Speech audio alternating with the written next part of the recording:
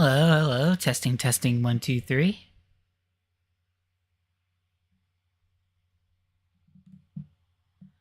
Hello, testing, 1, 2, 3. Yeah, sorry, took a little bit of extra time. Since it is a charity stream. Hello, testing, 1, 2, 3. Yeah, sorry, took a little bit of because it is a charity stream, so I do wanted to kind of spread the word a little bit, especially just try. Excuse me. Especially because I want to try to spread the word a little bit more. Because yeah, I think come midnight, that closes my Extra Life campaign for this year. So I kind of wanted to do the best that I can with that. Campaign for this year.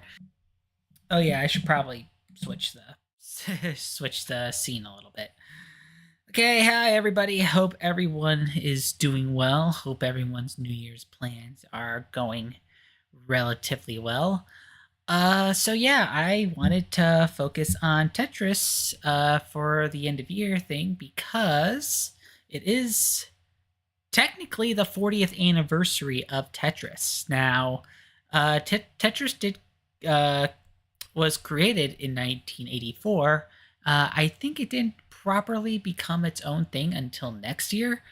And next year, Super Mario Brothers also turns 40. A little bit of a coincidence there as well. But I'm gonna be mainly focusing on Tetris Forever. But if time allows, I will spend some time in Tetris 99, maybe some Tetris Effect, and there is also a recent release of the NES Tetris and the Game Boy Color Tetris. It's part of a recent update to celebrate the 40th anniversary, and there's also the original GBA Tetris as well. And I do have the first Puyo Puyo Tetris. So I might cycle through some of these games if time allows, just because as far as Tetris goes, what you kind of see is what you get. All it really takes is a few rounds to kind of get the general gist of each specific game, but we are going to initially start with Tetris Forever, the collection that recently got released courtesy of Digital Clips. They have been doing a fantastic job in terms of preserving older games and kind of making them available for more modern platforms. They did an astounding job with the Atari 50th anniversary collection, to which they've actually recently released a couple of DLC expansions for, which I did also get. And I am wondering if Tetris will also see some kind of DLC as well, because I do know that there are some games that were released for other systems that would make for a good use of this collection. I think they have to find a way to kind of make it work as far as keeping this multi-platform, because I know with a lot of the earlier releases being Famicom and Super Famicom releases, it can get a little the rights can get a little tricky, especially because Nintendo did had exclusive rights to Tetris for quite a while, and that was after they had to work with all the special rights regarding having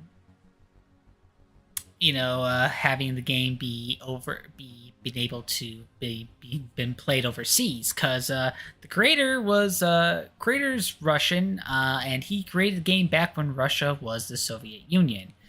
So there was definitely a lot going on with that. In fact, you can actually kind of see the entire timeline and all the through kind of this nice little timeline that they have in various chapters that could also, they have various videos, and they also kind of have the placement of the games and all that. And all that through chapters, so which is what they did with Atari, and I definitely would like to see more of these in the future. I think this is an excellent way to not only preserve games but also kind of have like an interactive documentary film or docu-series of sorts. This is absolutely wonderful, and yes, I would definitely like to see more of it. But of course, um, we are just going to be focusing on playing the games because we do have quite a bit to kind of cover. We're not going to necessarily cover all of them, but we are basically going to cover like various major ones, as well as hopefully get to some more recent stuff. So we are going to start with the original Tetris, which was made for the Electronica 60 computer system back in 1984.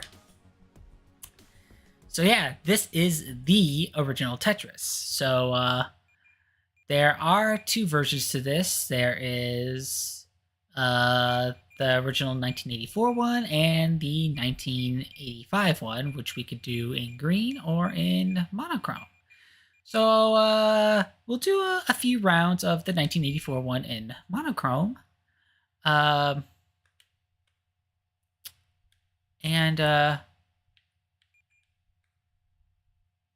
let's see, yes, and they are able to translate that for us. Getting the individual controls can be a little bit tricky.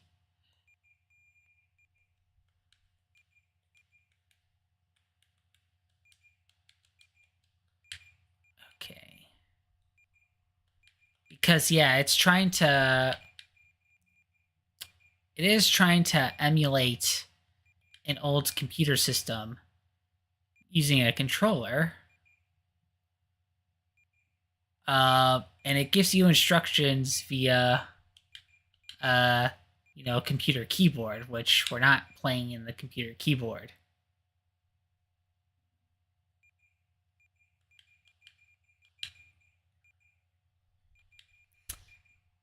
And yeah, there isn't really any music to kind of go by here, just because, that's just how it was back then.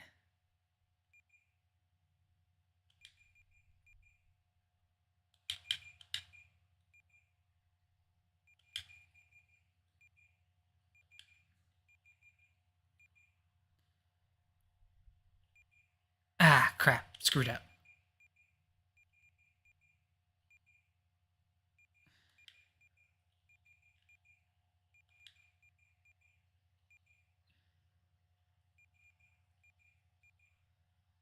But yep, this is how the game originally was.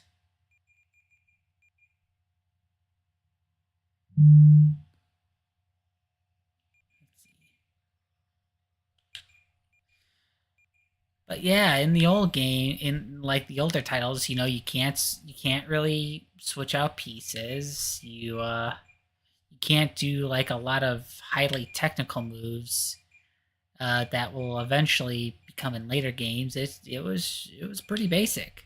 Like yeah, just like everything else, it has like very humble beginnings for sure.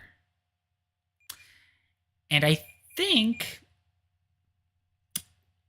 the reason why this game was made, it was based on an kind of like on a children's toy that the creator Alexei Pajitnov, if I am pronouncing his name correctly, just like really had fun with and just wanted more people to have fun with, and he decided to create a computer program based on those kinds of toys. And I mean, as far as Pajitnov concerned, he just really wants everybody to enjoy playing Tetris. Like it's pretty wholesome when you really think about it. It's just like the game was basically what he was known for, and he doesn't really mind that. He's really proud of the one game that took off, and just wants people to play more of it, to the point where it's like there's an entire company just dedicated to creating additional versions and preserving Tetris, which is pretty cool.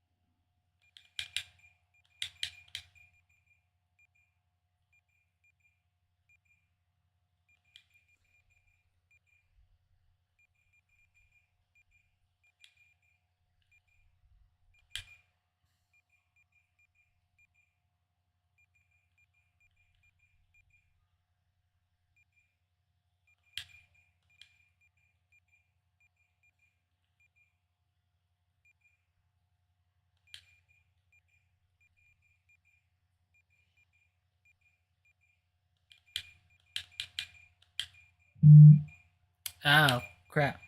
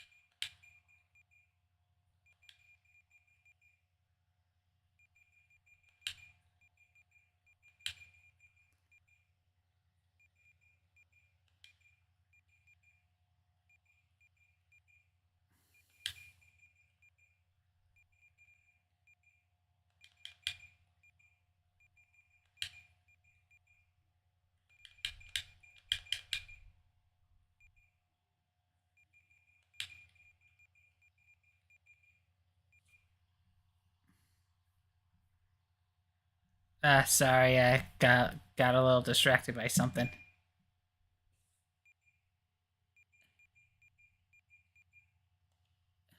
Ah, that still ended up being my best score.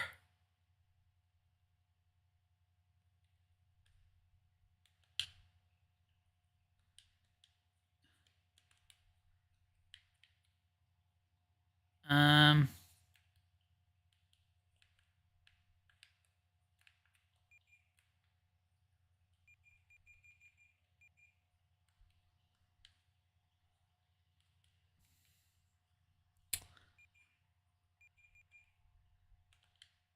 okay, so let's actually focus on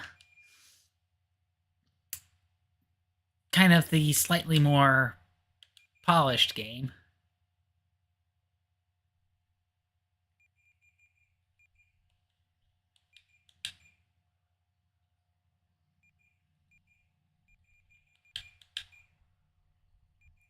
So what we played was the original kind of prototype, as it were. This is actually the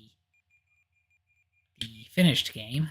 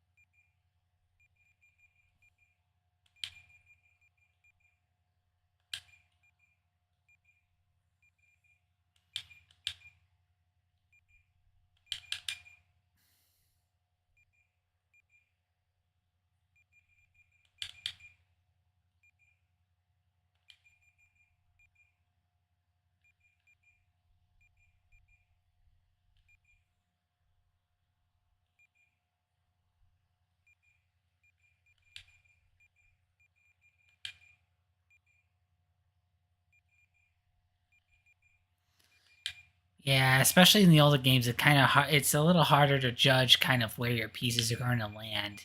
You know, newer games definitely kind of spoil me as far as kind of where the pieces will land, or you just can switch it out. Uh, Something is going on with this stream.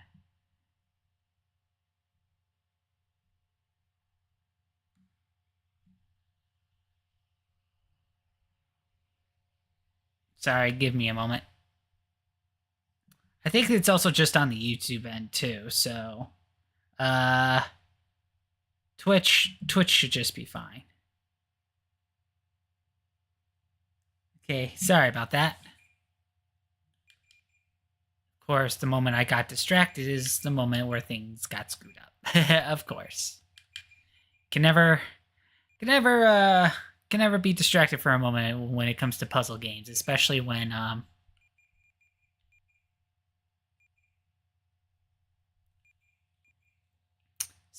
things start getting faster.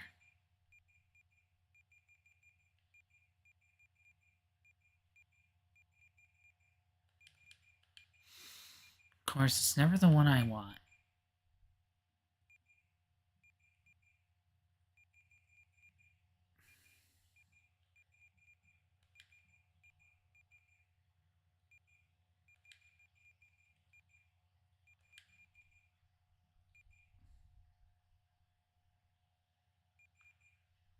Okay, getting a little better.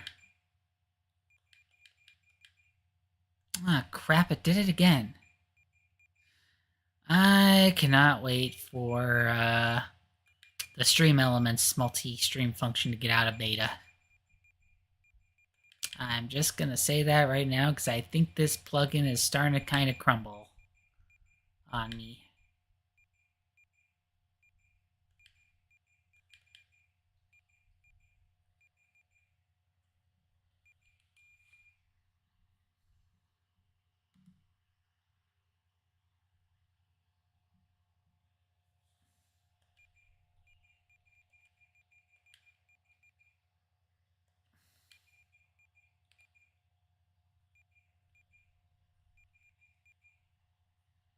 That's okay. At least I will have the archive.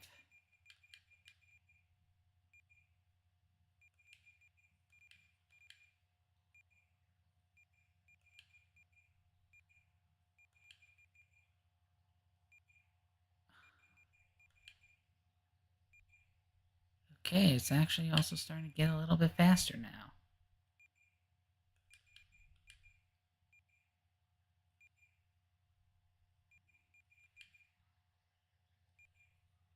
All right.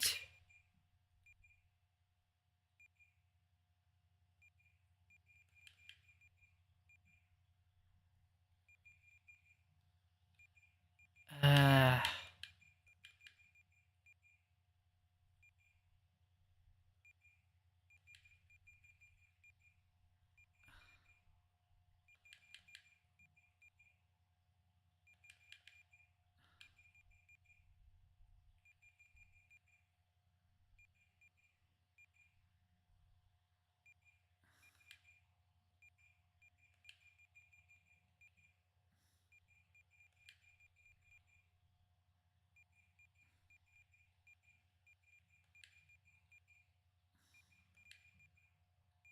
now it gives me a line piece. Never always when I need it.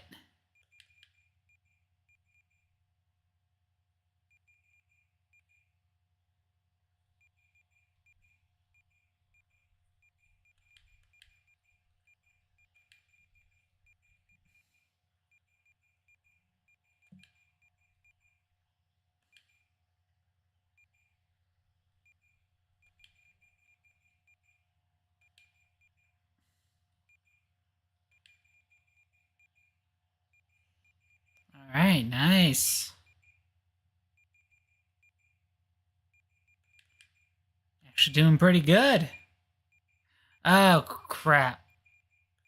Now, and I said, well, as soon as I said that, I screw up.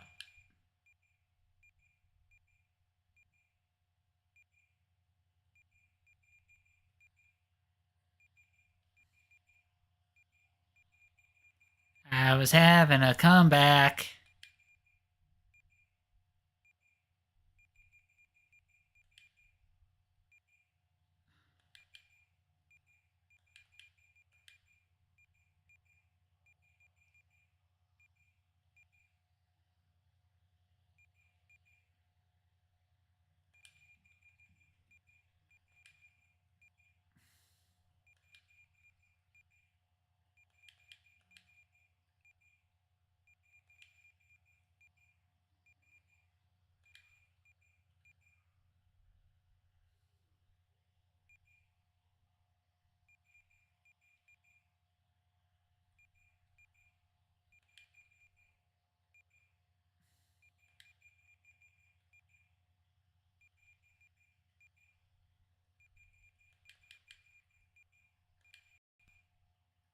Crap.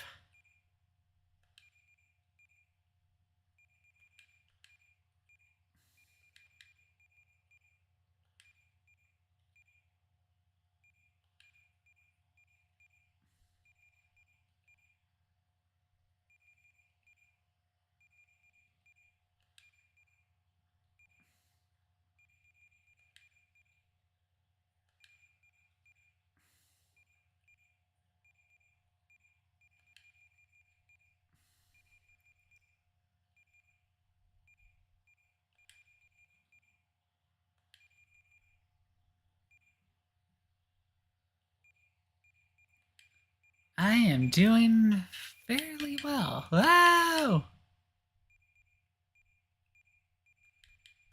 Shouldn't say anything. I keep screwing myself up.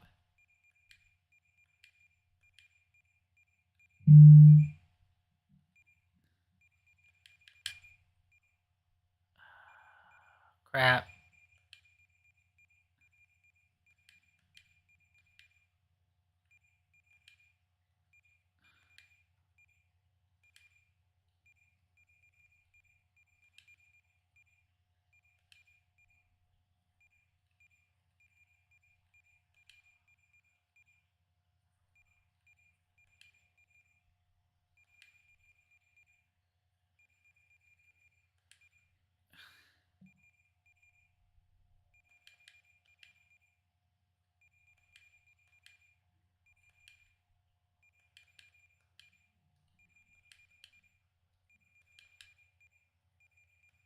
Oh, shoot.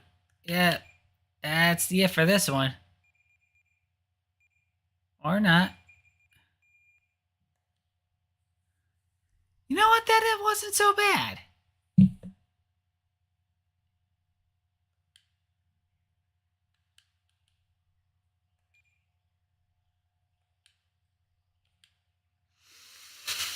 Alright, but yeah, that's the original Tetris.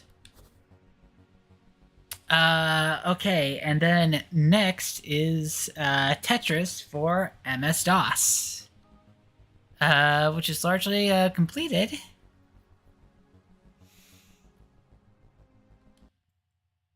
But yeah, this was just kind of shared. This was kind of essentially shareware, so you just copy it on a floppy disk and just share with other people.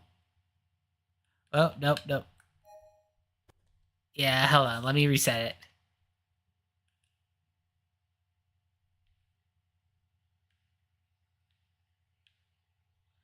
Nope.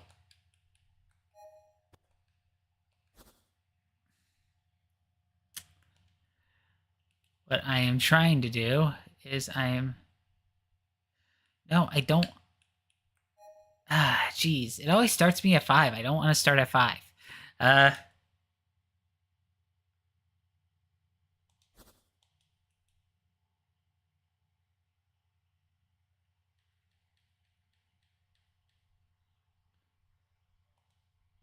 okay, that's better.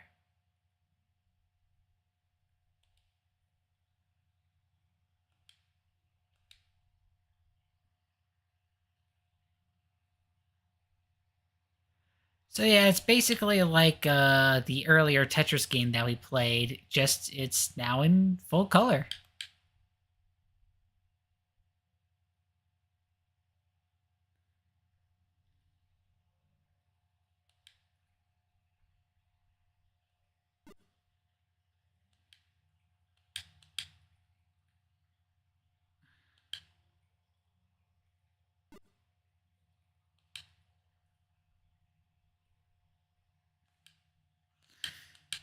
Yeah, I mean, this was the look for the kind of games that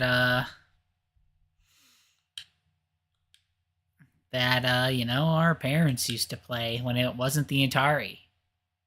Just on old MS-DOS computers.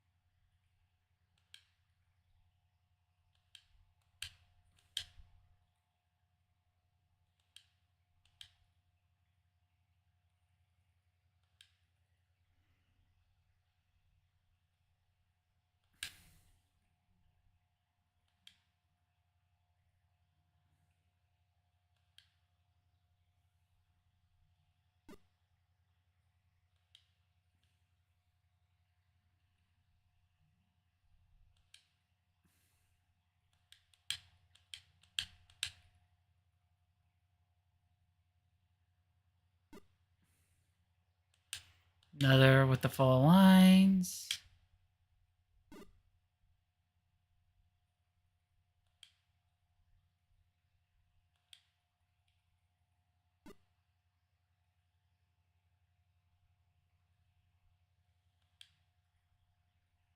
Oh no.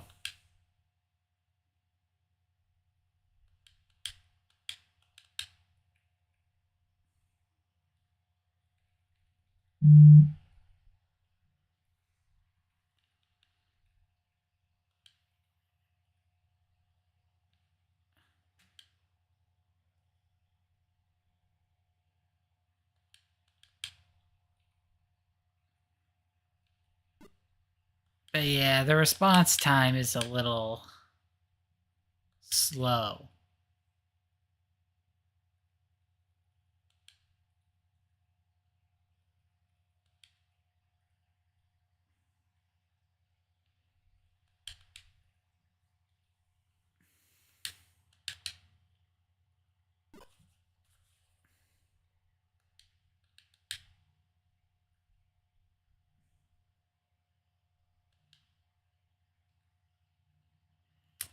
Of course, the piece that I actually need came when I long set the other piece.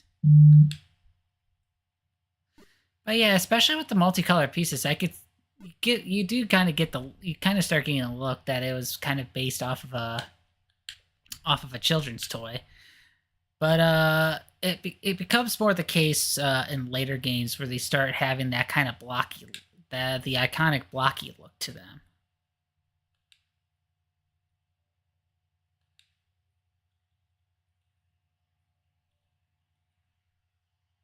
I can hear the theme song of Only Murders in the Buildings. My family's been really into that Hulu series. It's the one with Selena Gomez, Steve Martin, and Martin Short, I believe. Ah.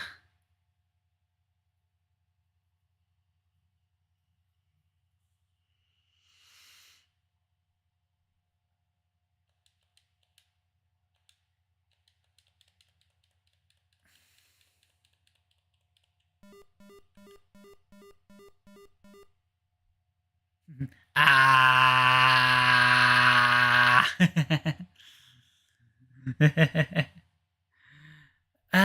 Let's see now.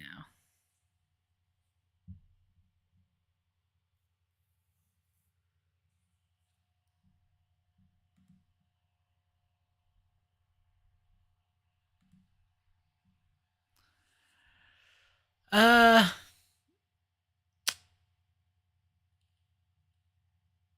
let's see. The other thing about this collection that's weird is that you have to press down on the right stick in order to get to, like, the menu, and that's even if they have it or not. All right, now we're gonna skip this one because it isn't Tetris. It's basically a Go game, made by some of the people that were behind Tetris, just to kind of show that it's to Nintendo that they can make a game for Japanese markets. And I think, yeah, the first Famicom release is 1988, but before then, there were two other Tetris games. Another from MS-DOS that was made by Spectrum Holobyte as opposed to Academy Soft, and another Tetris game for the Apple II. So, yeah, this is why I'm kind of only doing one of this here, because there's another MS-DOS one. So, yep.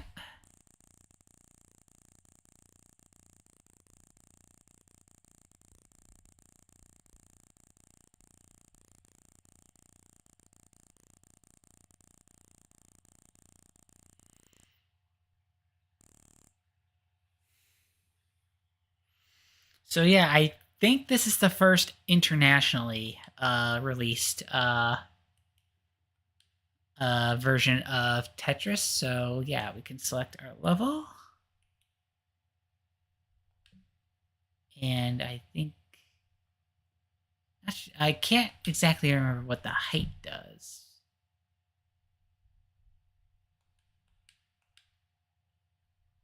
But yeah, this is where the pieces do start looking more blocky.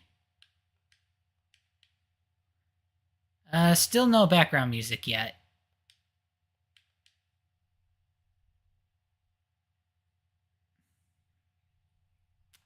Trying to think if there's any sound effects. Well, we'll know once we start, when we actually complete a row. I don't know. Did anyone hear anything?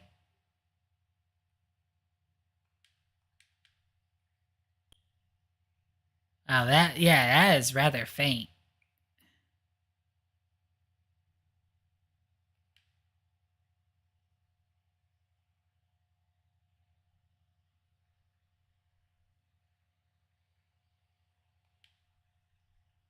But yeah, I think this was the first version that came out to the west the Western audiences.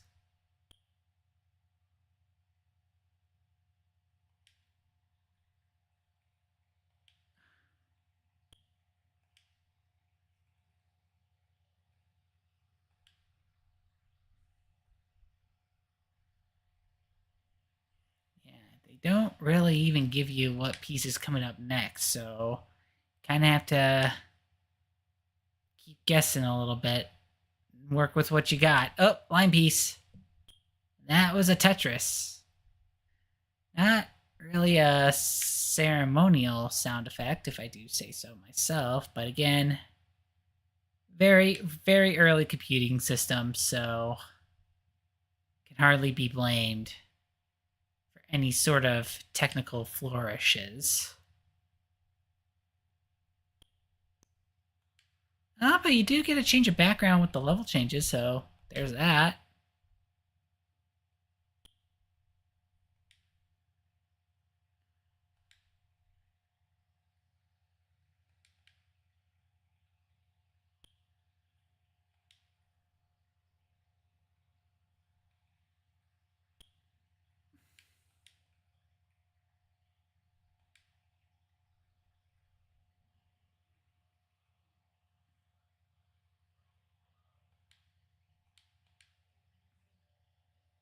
Not exactly what I wanted to do, but okay.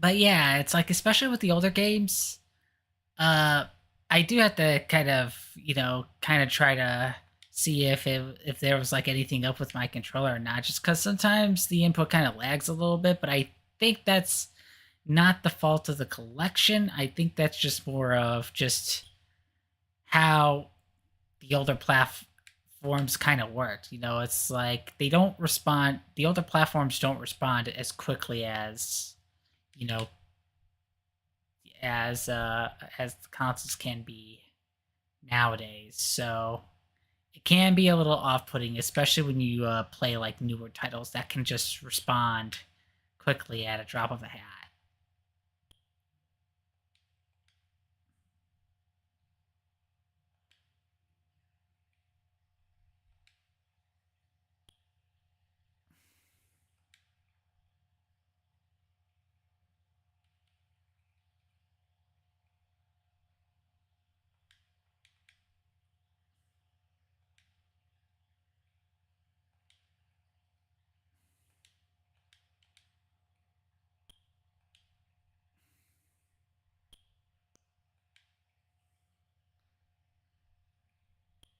It seems I'm doing kind of fairly well in this version.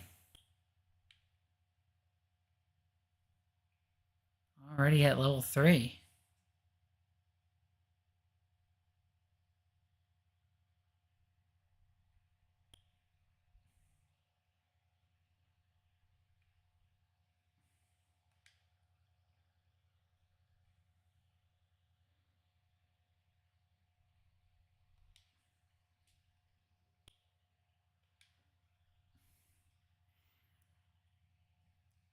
I know it's like, especially for a lot of the earlier games, not the most invigorating thing, but this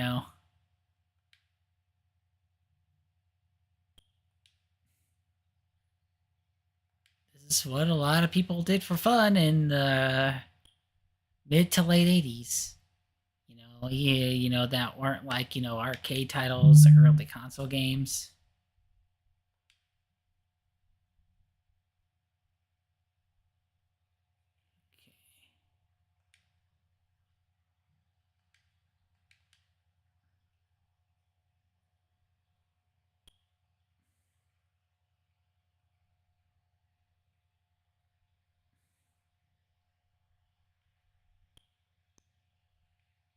Okay, now we're out in space.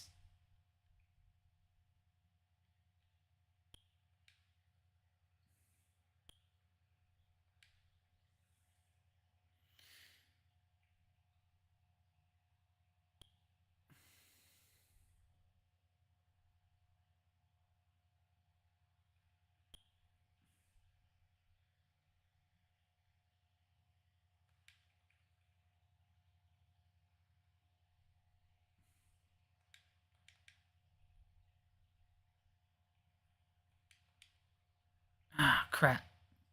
Didn't change it quick enough.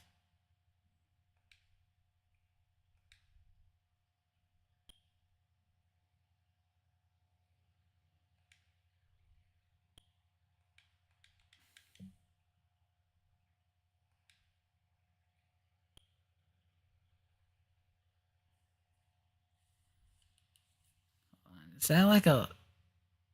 Yeah, it's like either dust or spider silk or something. Sorry, kind of got a little distracted by that. Okay. Uh,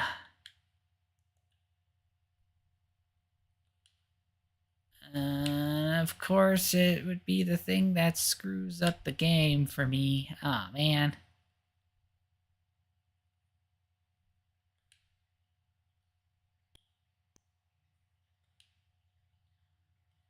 Then we got a kind of like a spaceship interior sort of deal. Up, and this is where the game kind of starts getting faster.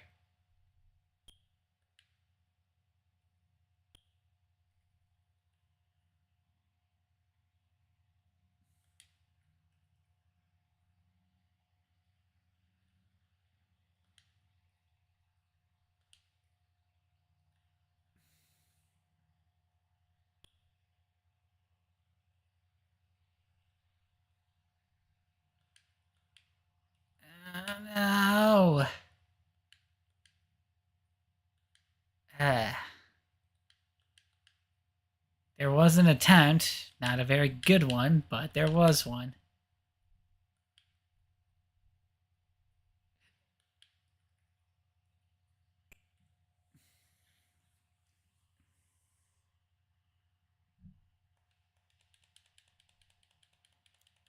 Ah.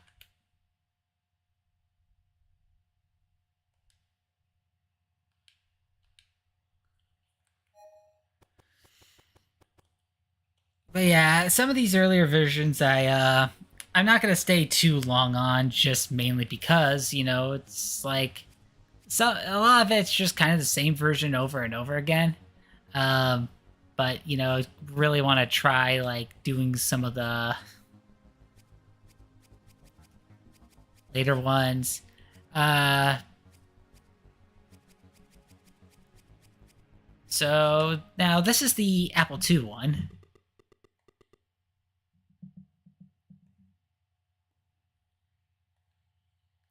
Yeah, I mean, I remember that my grandparents actually had like one of those really old Apple computers. Yeah, and the graphics little rougher.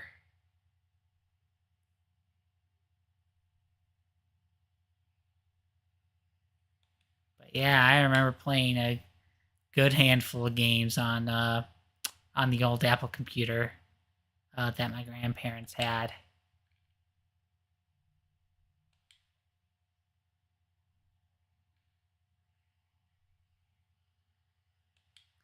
But yeah, you can kind of tell like some of the textures aren't lining up the way uh that they should.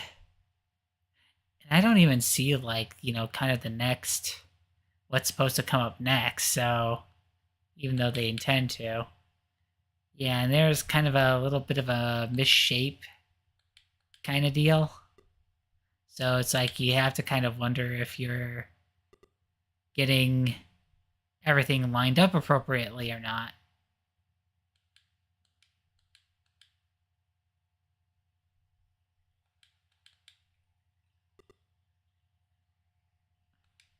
Seems that way.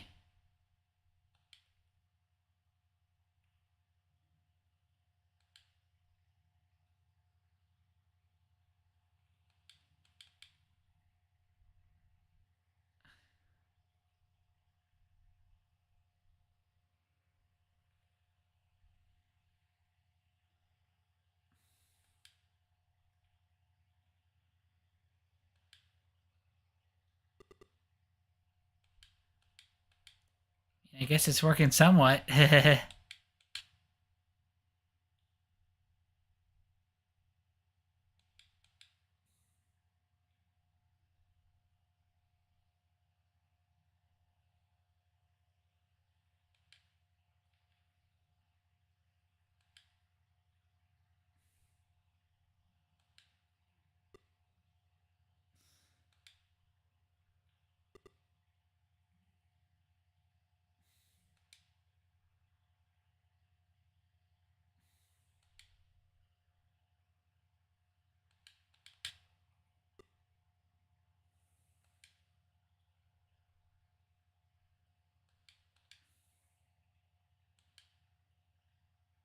Ah,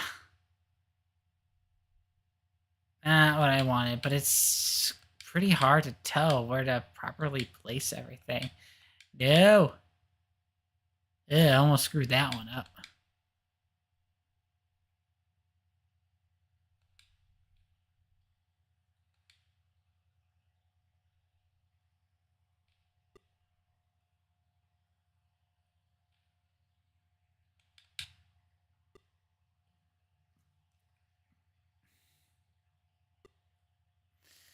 But yeah, the other MS-DOS versions managed to keep things looking relatively clean. This one is a little rougher, but then again, I certainly would not know the intricacy. I can't say it lately. Intricacies of programming for an MS-DOS compared to programming for an Apple II computer.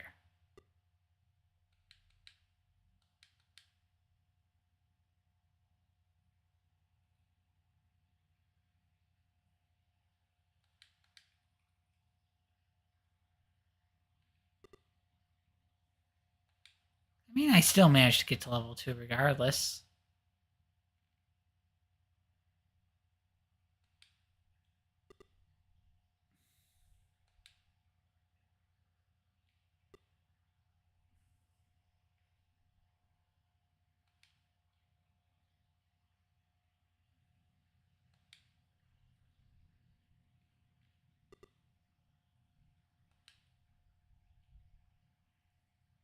Look, and I got most of it to be clear.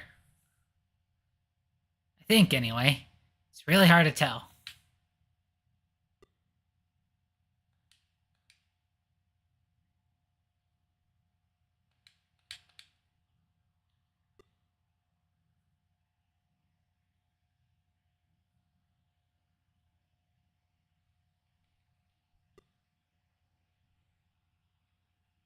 Alright, level 3.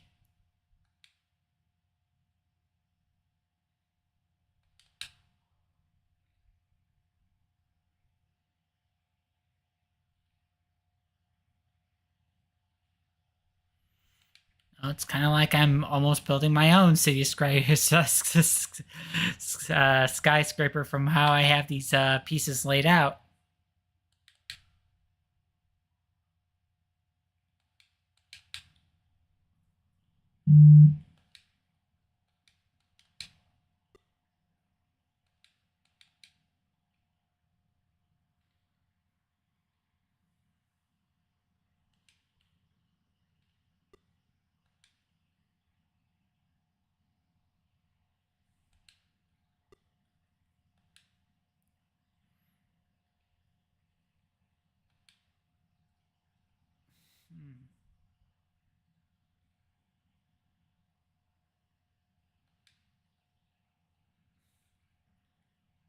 Ah, just shy.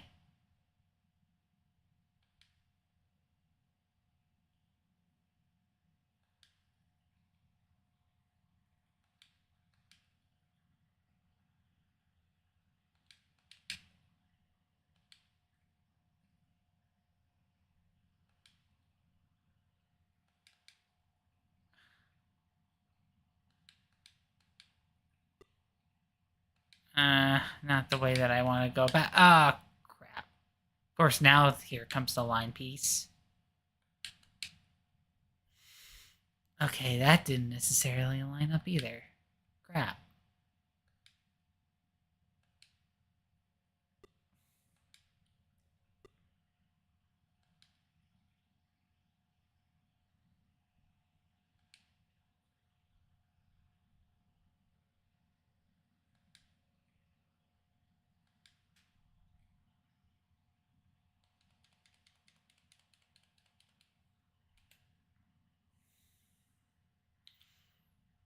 Yeah, I had to say top 10 comrades just to really rub it in that it was from Russia.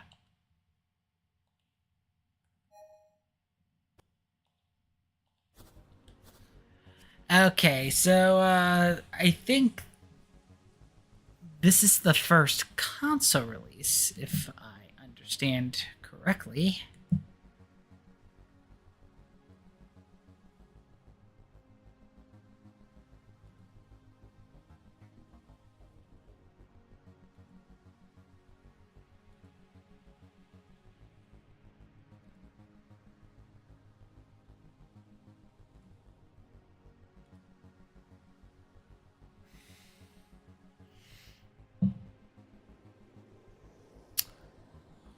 All right, so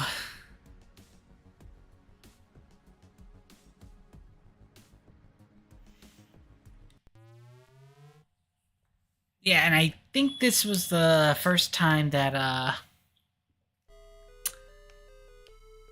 Alexei and the person that he partnered with, I'm trying to remember the name off the top of my head, they partnered together to create a specific company to have Tetris be released elsewhere.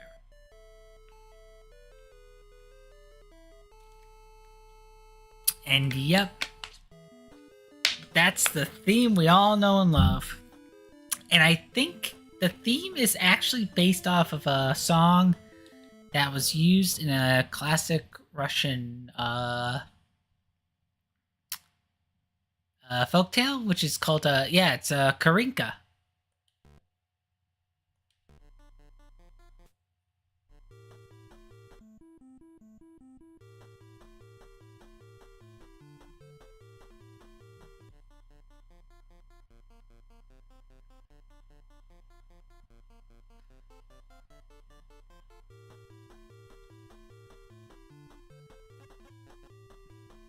But yep, this is the original Famicom release.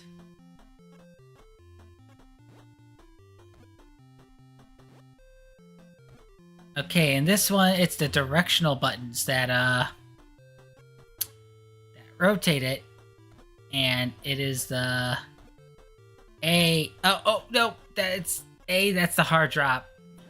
I say that, and I immediately screwed that up. I did it again. But yeah, you use up and down to do the directional buttons, while you use left and right to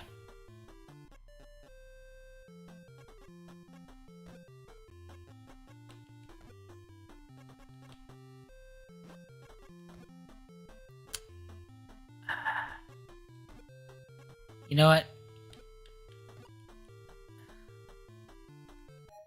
Yeah, we'll reset it. Man, it's so easy to get screwed up with this. Because, of course, since the game was made, with the traditional NES controller or Famicom controller.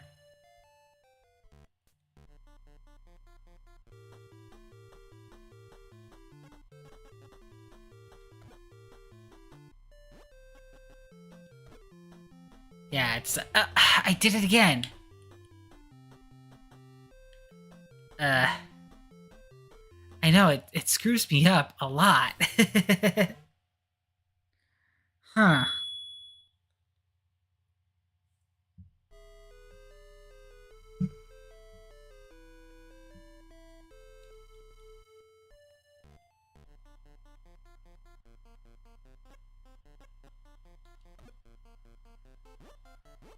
Okay, I think I've gotten used to it.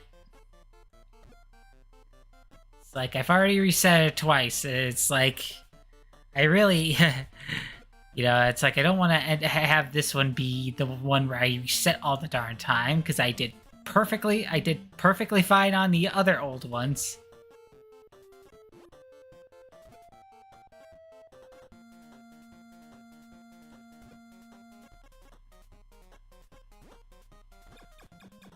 There we go. And yes, there's actually more sound in this one, thankfully.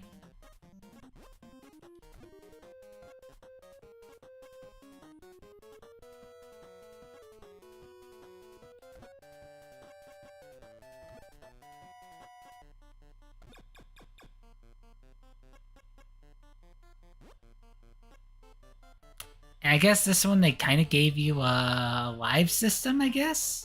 Oh, because you're doing like specific lines instead of just doing a score, instead of having it just to be a score based deal.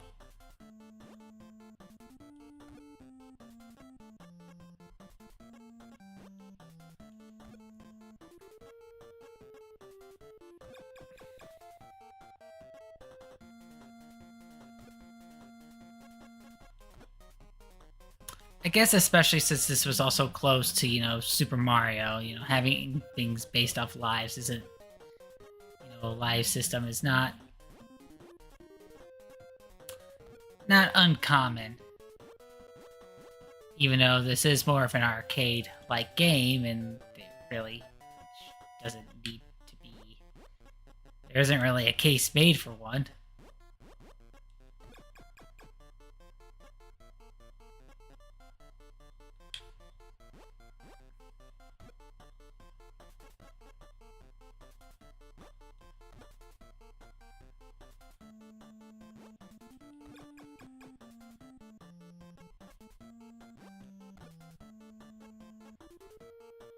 I know I kind of have to be a little more methodical here. Because it's so easy to screw up.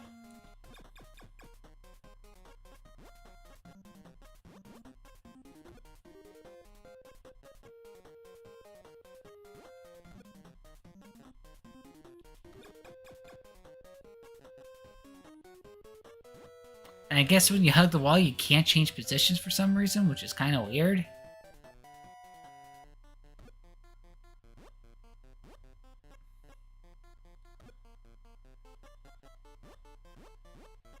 No, I was able to do it just fine there.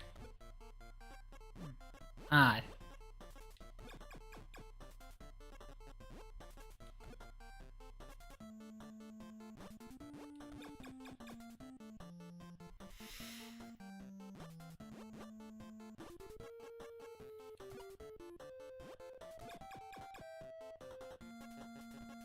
Well, I'm clearing lines easily enough, I guess.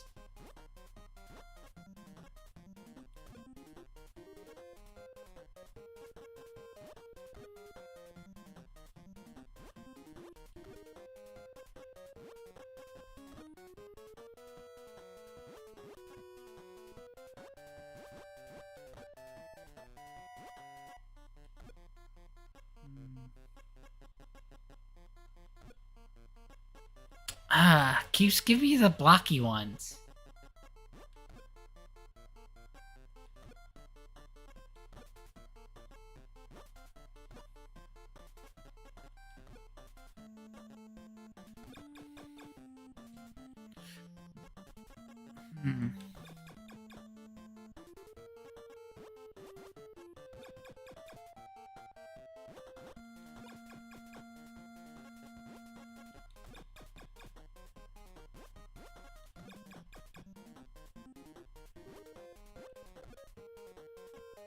Okay, you seem to recover a bit here.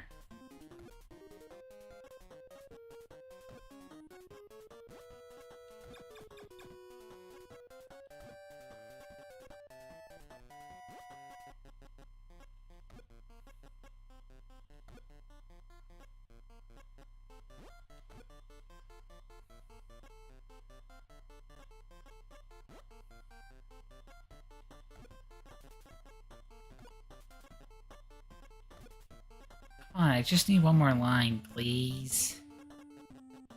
There we go. Oh, yeah, and that's also how the... This is how the score's tallied. It's basically kind of a last, kind of like, you know, doing it stage by stage. Why did I drop it like that? Well, it's a good thing it's the first one.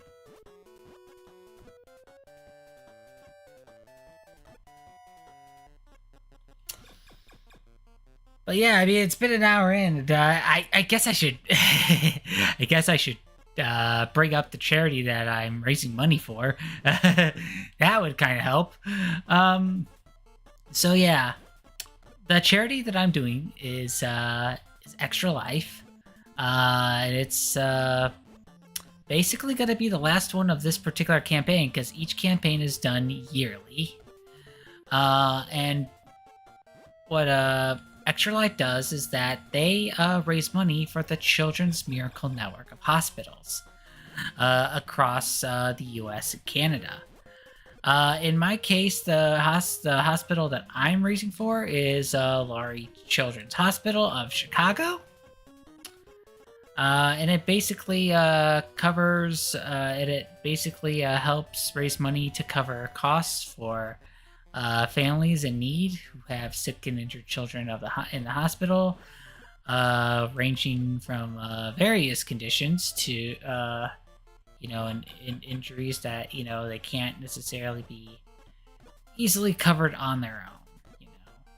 You know, whether it's, you know, pre-existing conditions, rare diseases and disorders, and the like. And the money that is raised not only goes to helping families to provide care for children, but also for stuff like, you know, providing resources and training for the staff that help take care of the children, as well as providing like fun activities for the children to do.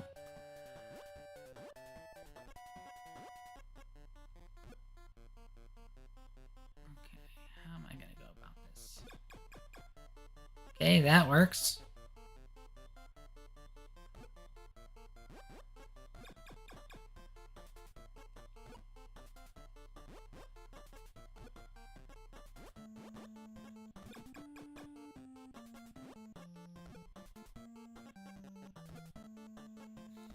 No! Ah. Well, I mean, I'm not gonna reset now.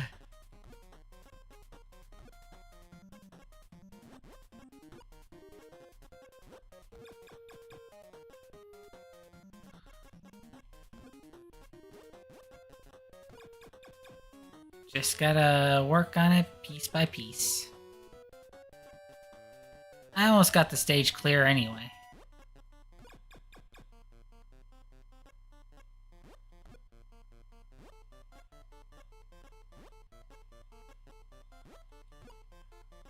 Except I am doing very poorly in. Okay, well that's just one life gone. I guess?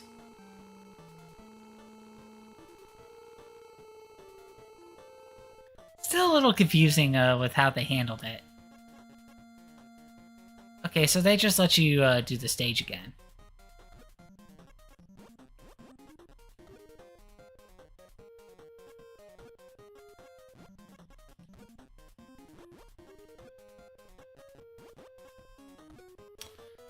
But yeah, apparently Tetris also became quite a favorite for Shigeru Miyamoto and his staff back at Nintendo, so I guess that's also kind of what helped inspire the push for Tetris to be on Nintendo platforms. And again, I think what kind of caused snags originally is because due to like the various rights issues of the game, you know, being made in a place that is a little notorious for kind of exerting various controls over intellectual properties.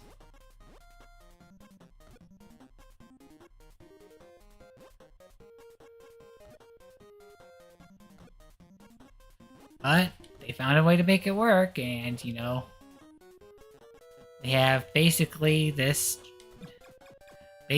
have an entire legacy to thank for people that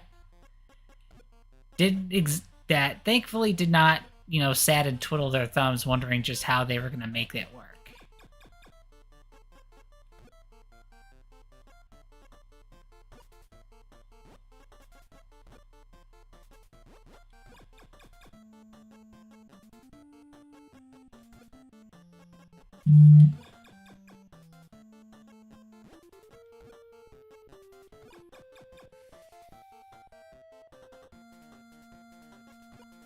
Ah, it has thrown me off, especially since I think some of the older ones didn't act like this. Of course, now that when I'm gonna go back to playing the normal ones, you know, I'm gonna get so used to doing it this way that it's gonna screw me up on like the more modern ones.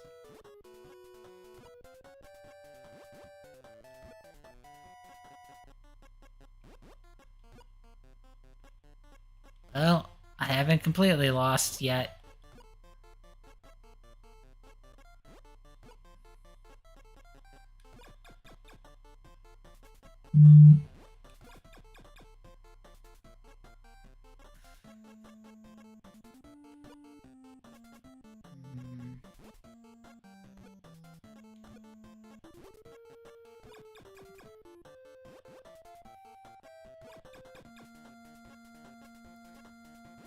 Okay, I'm working on something.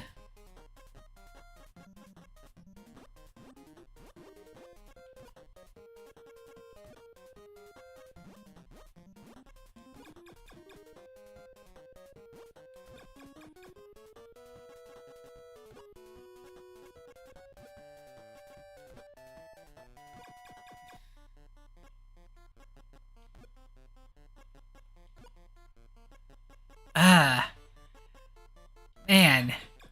Of course, it's when I didn't need it that I end up getting 3 line pieces in a row.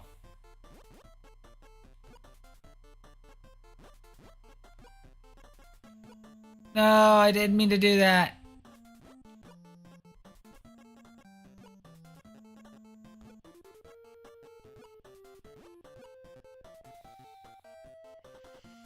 Yeah.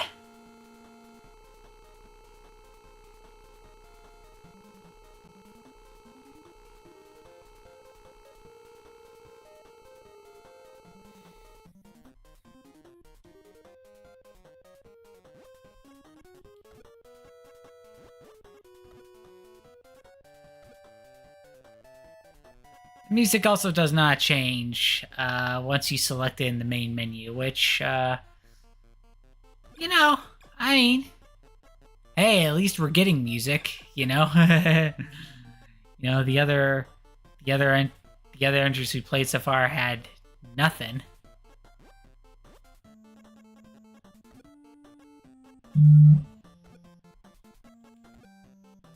Oh, crap.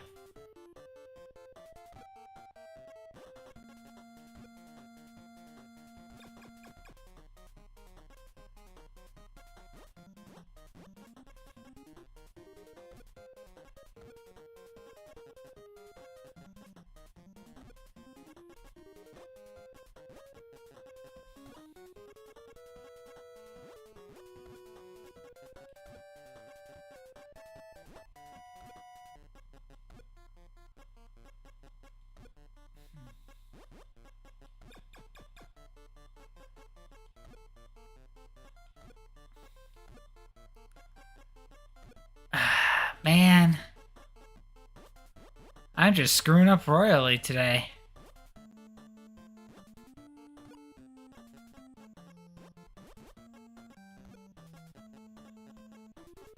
I would say I had a plan, but I really don't.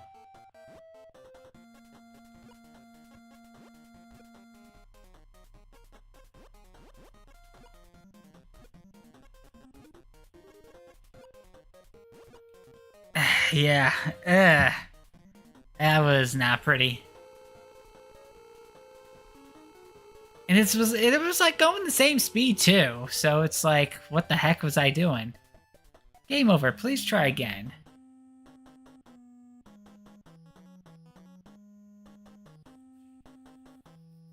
Well, I mean, I guess not the worst.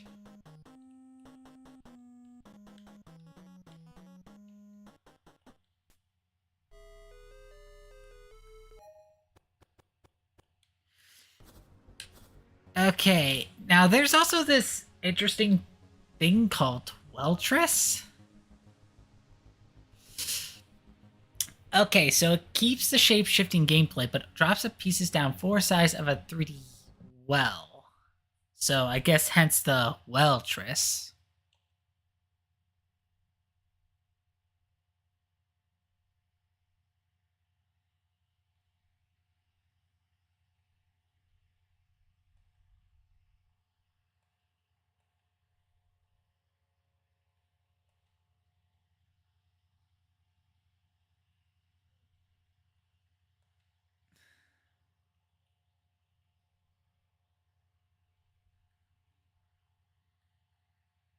Uh,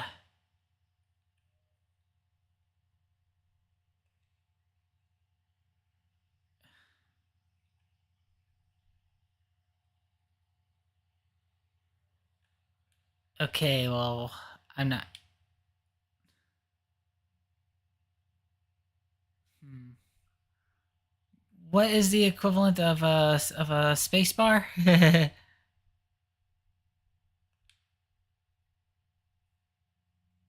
Maybe start button?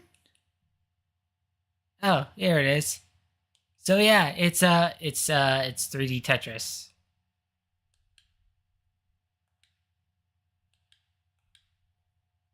Oh my goodness.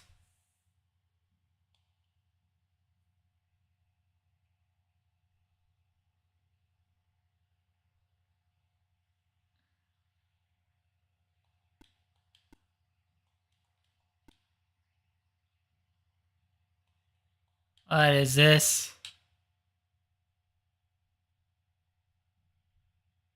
Oh my god, this is so disorienting. Ah. Okay, so I guess it drops down in this 3D space and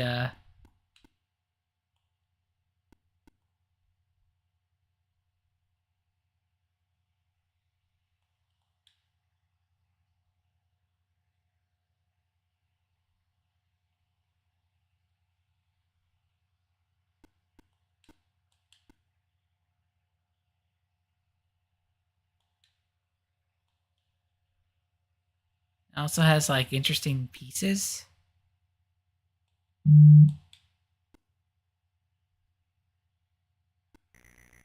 Oh. And if you fill up one side of the wall, you can't go down that way anymore.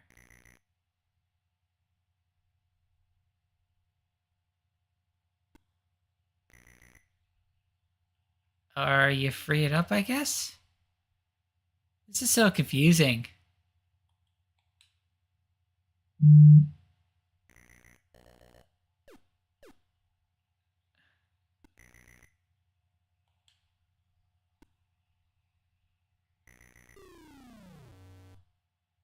Huh.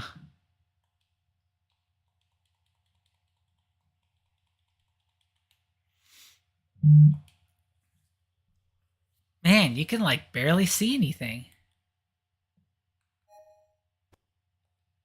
I mean, it's an interesting concept, but holy cow, I got disoriented so quick. The other thing that's a little kind of confusing is Hattress. So, basically, what Hattress is that you're basically trying to line up identical hats, I guess. I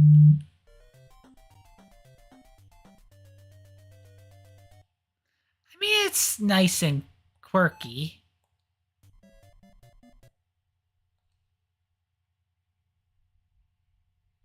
Wait, but I want music. Hold on. Give me a moment. Whoops.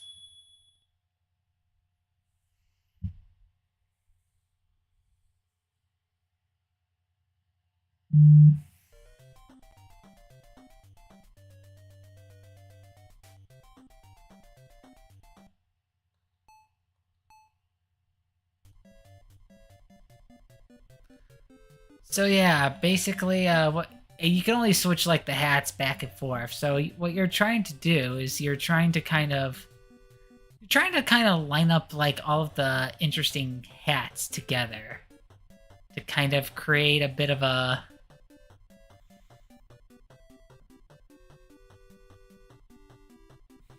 hmm. It's a little hard to explain just on the account of it being a little weird, but because yeah, I think when the hats don't line up, they kind of stack as they are.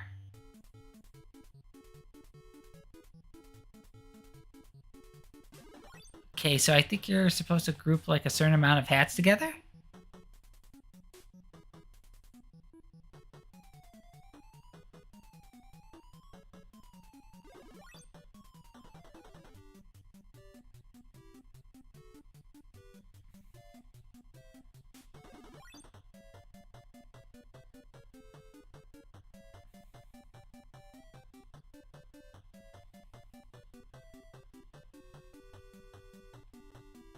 But yeah, it's a little quirky and, fun. You're just stacking up hats.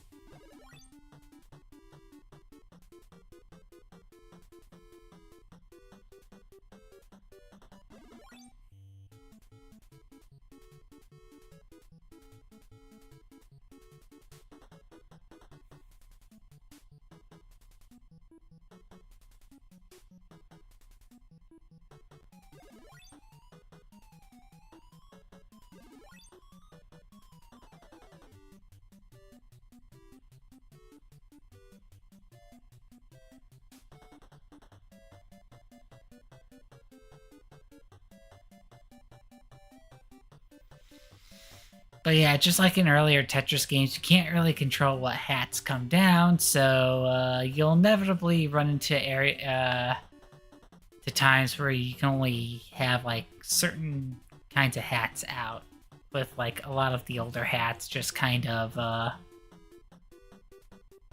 gathering up as they were.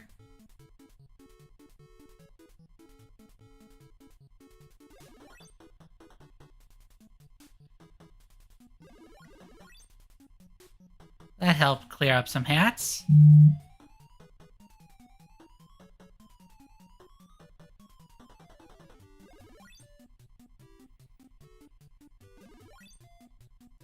Yeah, definitely a weird side note for sure.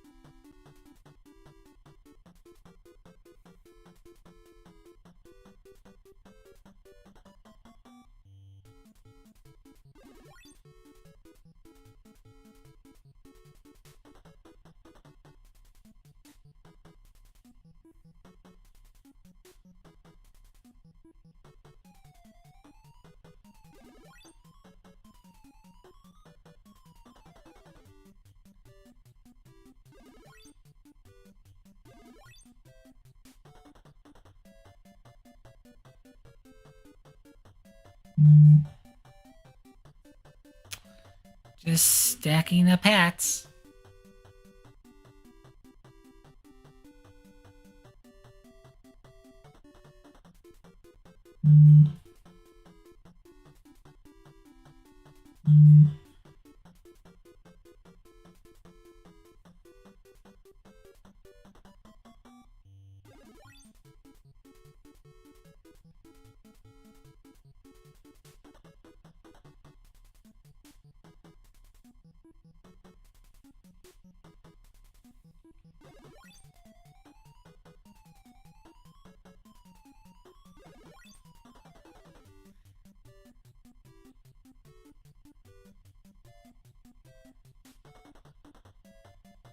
I'm sorry I'm not really speaking a whole lot just because, not only am I trying to focus, but it's like, man, how much can I say about a game where you're just stacking up hats together? It's like, it's very surreal to say the very least.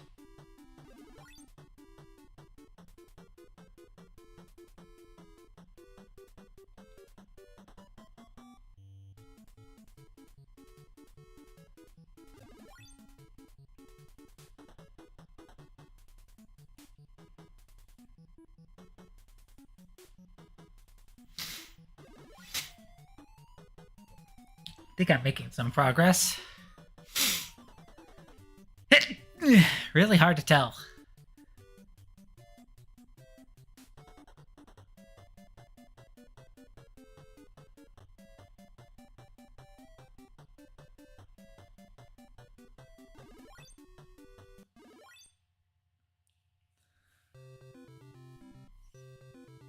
Okay, I think I made it to the next level.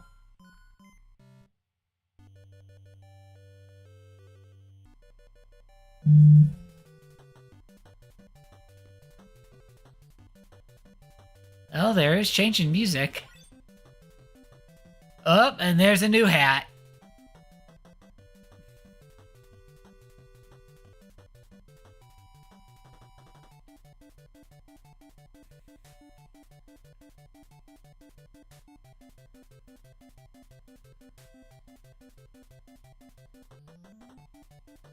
I don't think I'm doing so good.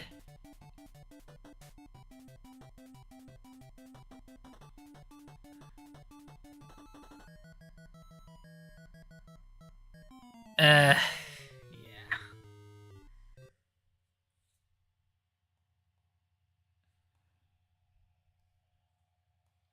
Not for nothing, I think I made some progress in that one.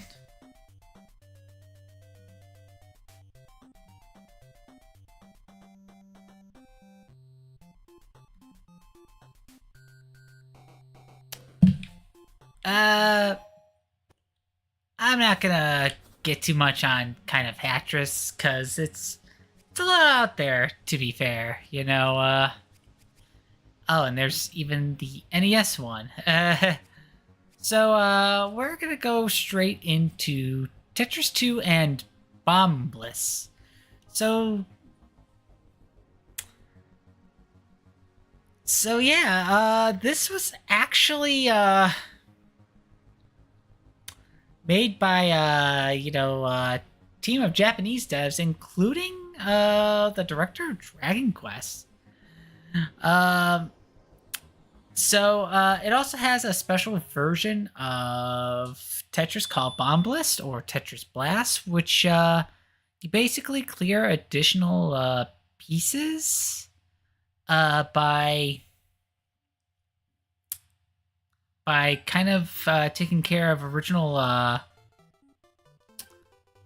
bomb special bomb pieces. So I think, since we're already kind of familiar with Tetris, let's actually do Bomb Bliss.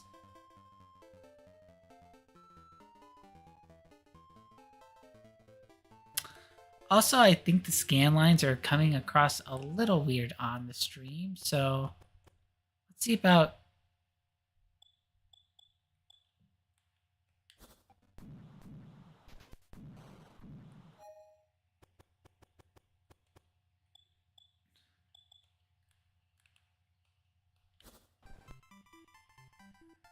Okay, yeah, we'll have the filter out. Sorry if that was a little distracting. I probably should have changed it earlier. Let's see now.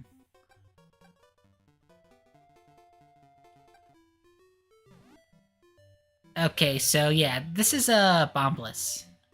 So I think what you kind of need to do is you need to kind of start lining up particular pieces together to have a kind of like a combo explosion sort of deal. Right now, it's not exactly working as well as I would have hoped. But I mean, otherwise it does play like Tetris.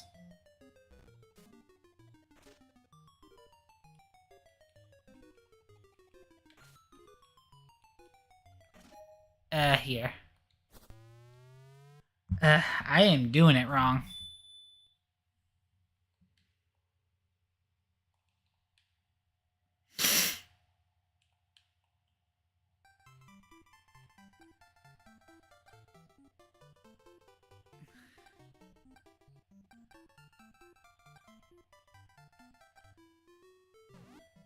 So yeah, there's this like kind of big bomb piece that you're also trying to kind of set off. In order to kind of clear away more of the area.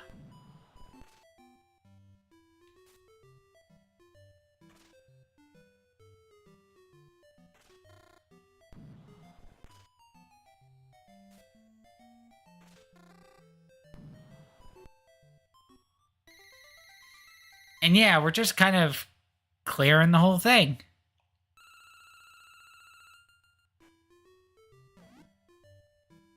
And I think we have kind of a specific amount of moves in order to accomplish this as well.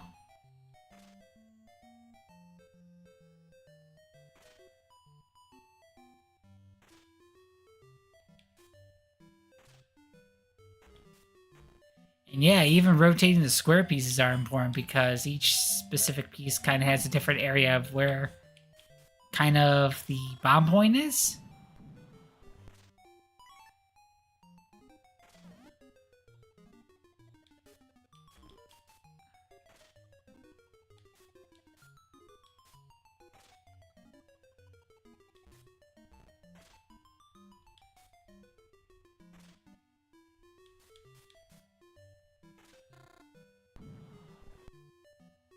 Ah, man, I didn't get all of it cleared away.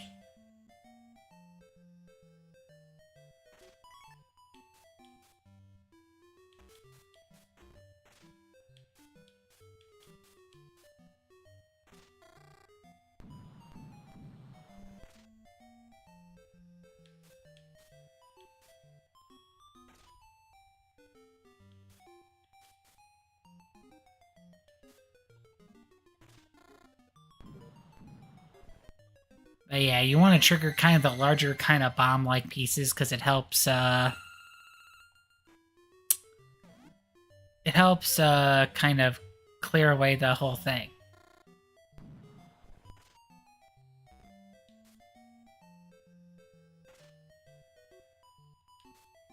But otherwise, it functions kind of the same as Tetris.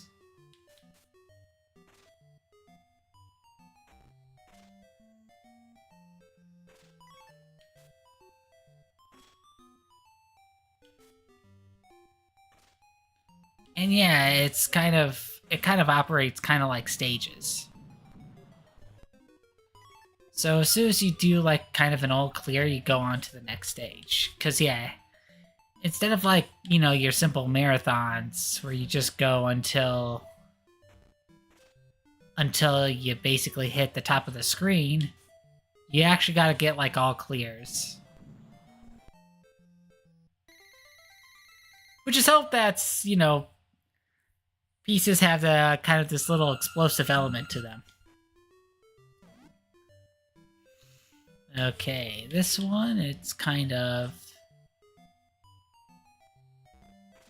surrounded by additional pieces, so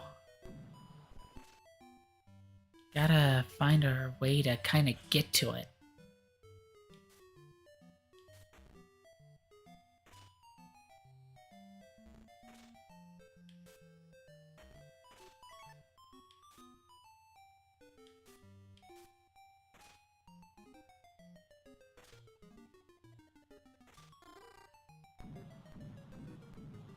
There we go.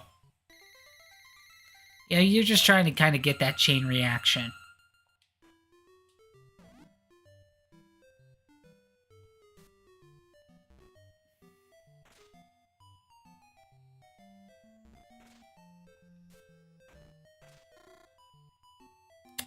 I didn't exactly get what I wanted there.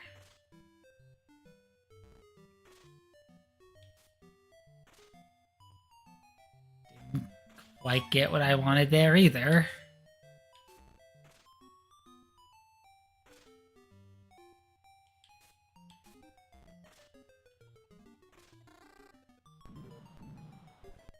Okay.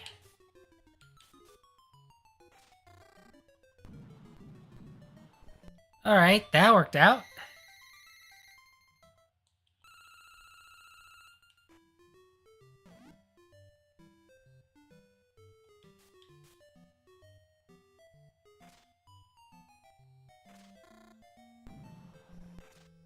Not as straightforward. Oh, well, here's a unique piece.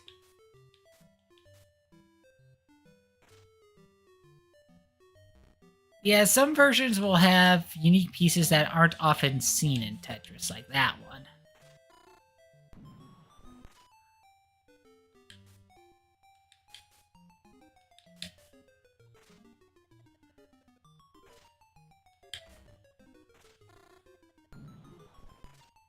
Okay, that didn't work.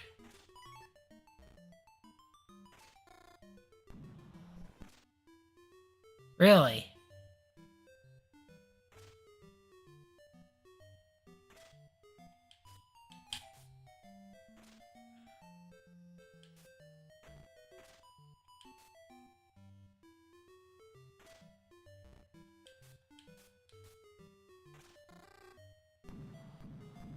There we go. Oh, it didn't get all of it.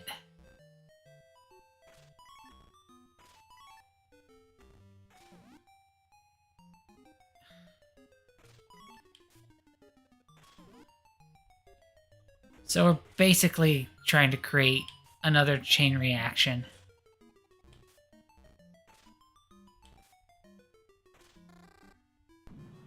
There we go.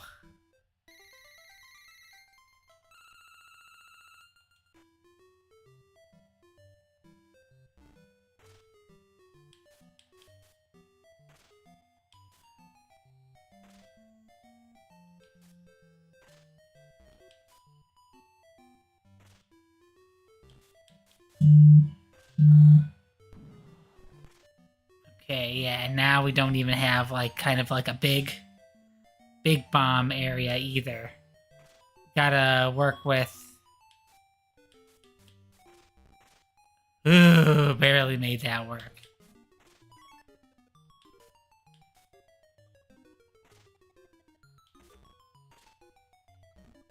Oh, what are even some of these pieces?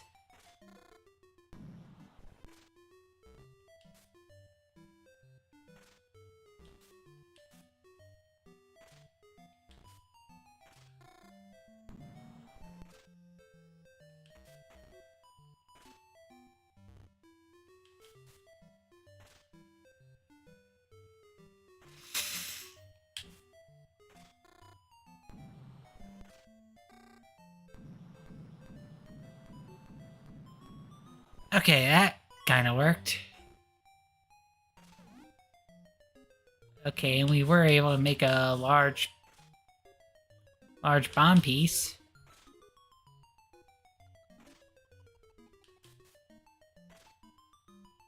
Guess that's somewhat better than what we had.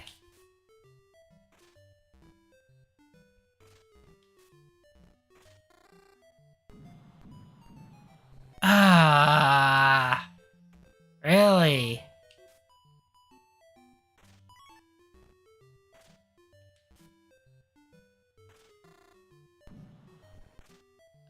Those can only be like...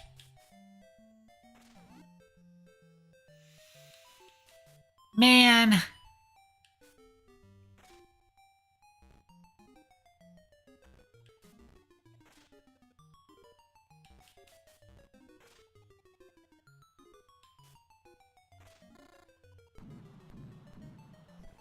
Ah!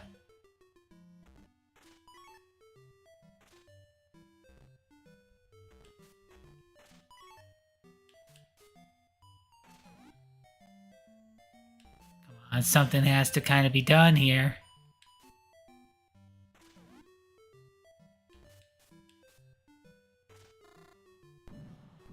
Finally.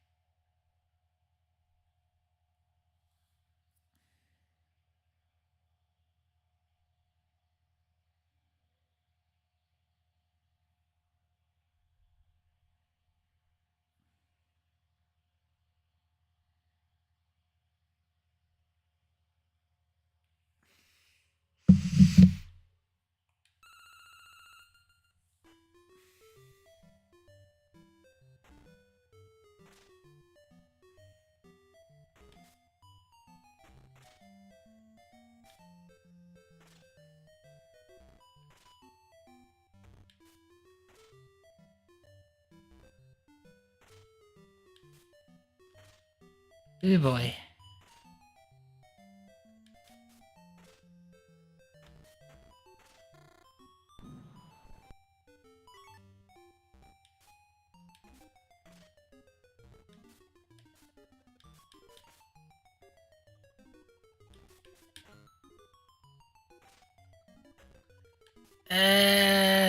This ain't good.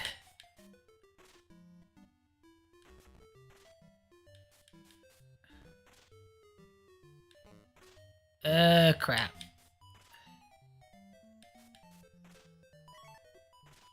Not good.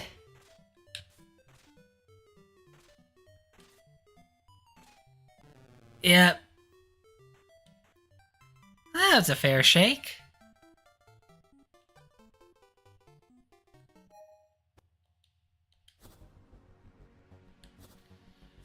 Alright, now they did have a Super Tetris 2 and Bombless.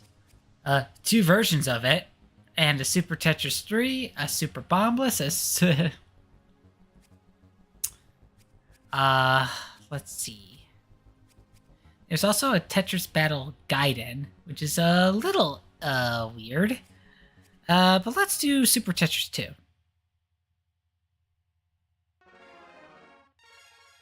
Yep, Super Famicom time.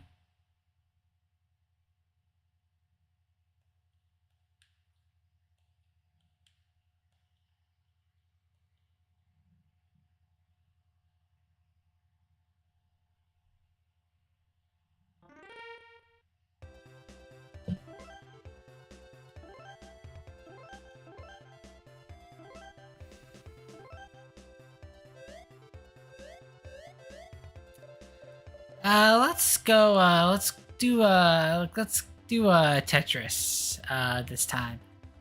Because we are gonna be,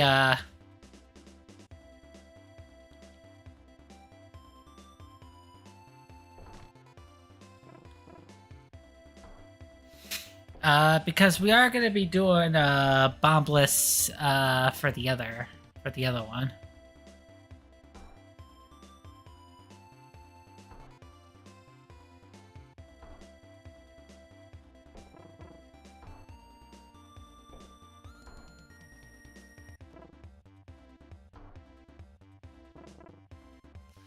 But yeah, I mean, this looks pretty clean.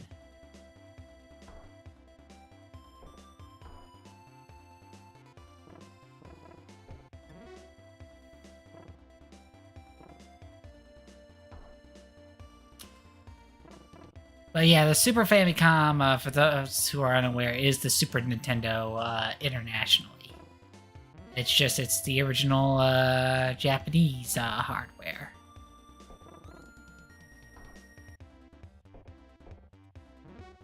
And, starting with the N64, the platforms will be universal, across the board, worldwide. Well, no, it was as early as the original Game Boy. But as far as, like, home consoles.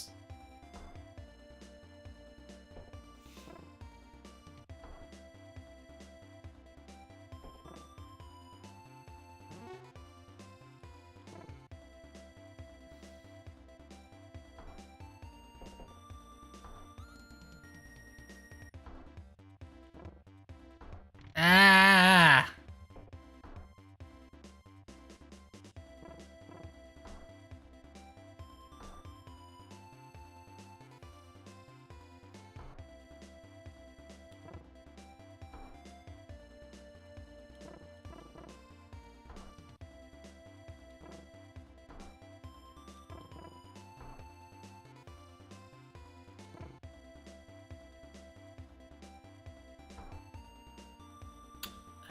let's see now.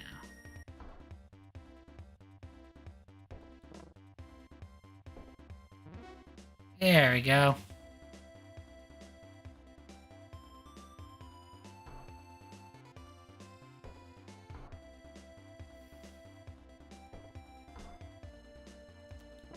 So my arrangement of Tetris pieces could certainly be better, that's for sure.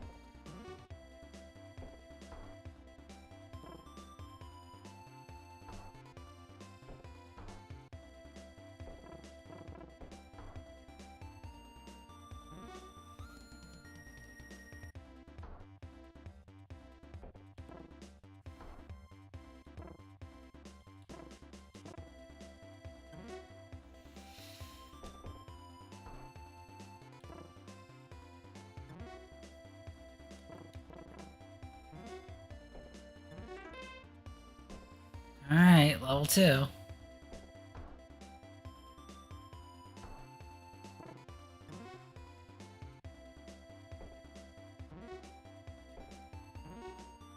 Well, I'm starting to make work of some of these earlier lines I ended up having.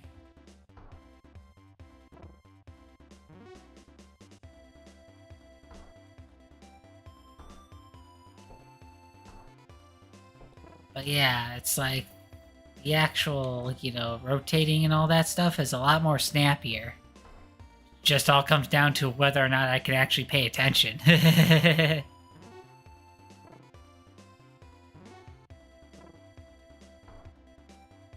But yeah, especially with some of the also earlier versions, we are starting to see like various improvements. Like we are seeing like the pieces that are supposed to come next. So that way we can kind of predict a little bit better, a little bit of a better strategy for when they start coming down. It doesn't really mean anything if you can't really help the order that they're coming in, though.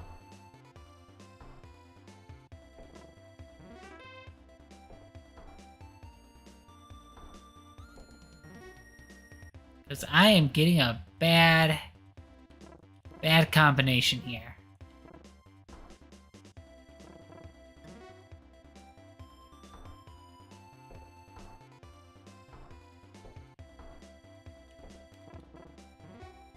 I swear, why am I getting like certain pieces like repeatedly when I just got them? I mean, it can happen in the more modern games too. Let's not kid ourselves.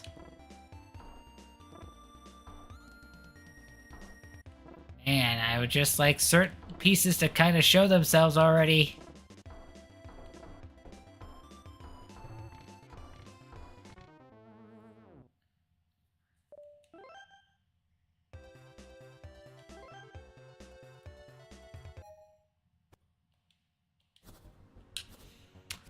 Alright, there's this interesting one. So, this is like a multiplayer kind of focused one where you do like special attacks and stuff. I guess maybe this is the one where they kind of start doing stuff with like the garbage pieces or something, or some other strange things.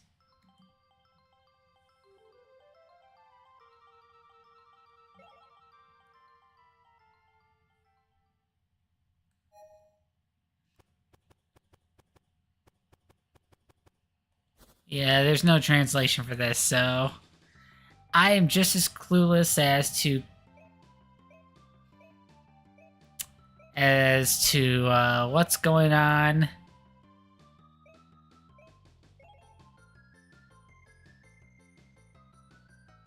Yeah, I have no idea what's going on here.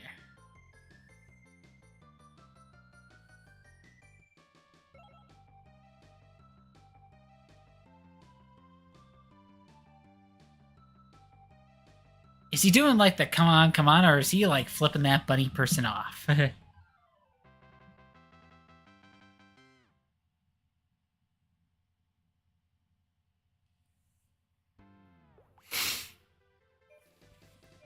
Ready?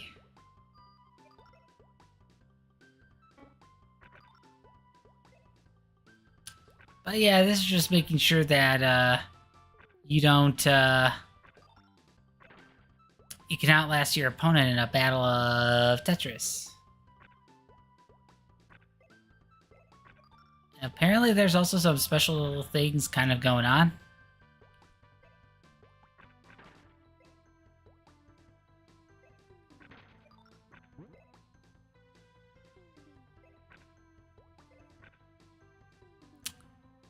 I'm not doing so good.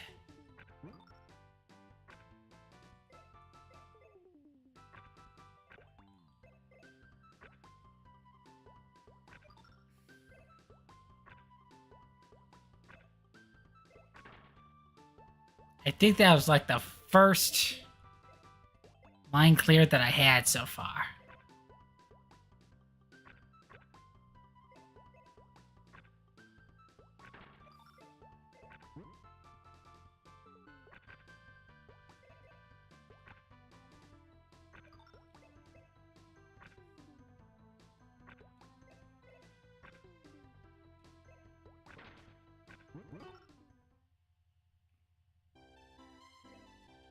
Oh.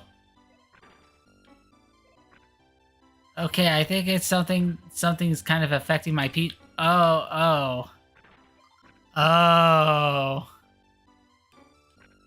So I think what happens is that it reversed what I did for like the... Whoa, what the... Now it's doing another thing.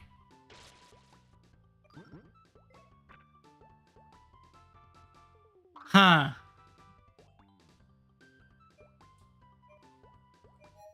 Yeah, I'm kind of confused. That's why I don't often play that one.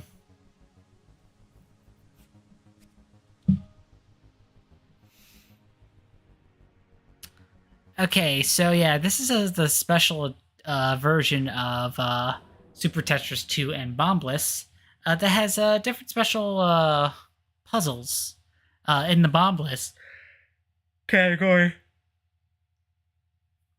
So,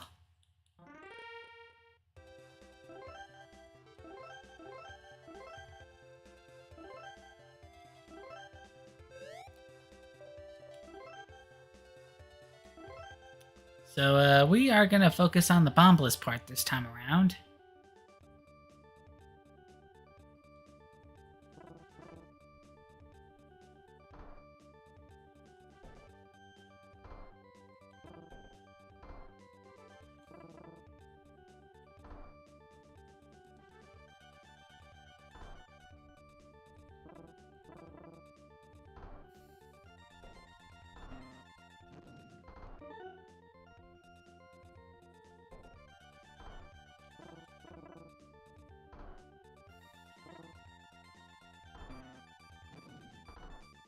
Okay.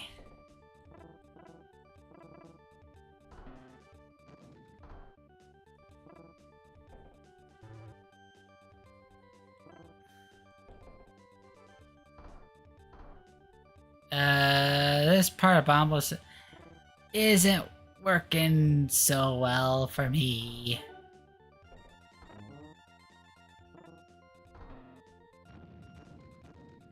Okay.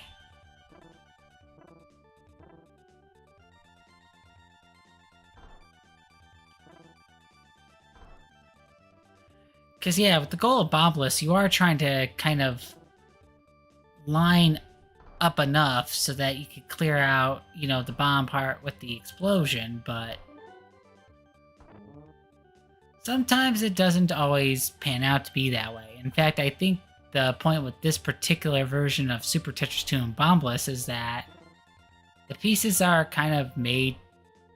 The puzzles are kind of made to be more challenging than the original Super Tetris 2 and Bombless.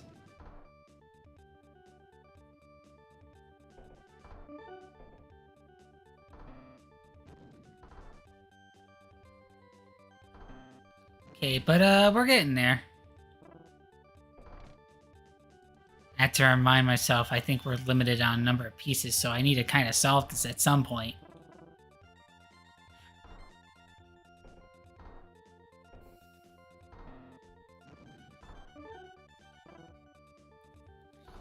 And if you do get enough bomb pieces together, you can merge them all into like this one big bomb piece.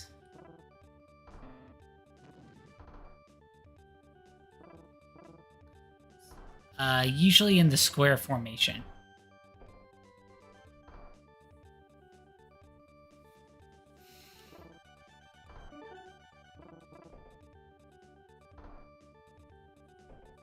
I am not doing a good job whatsoever. I am struggling to gain any kind of ground here.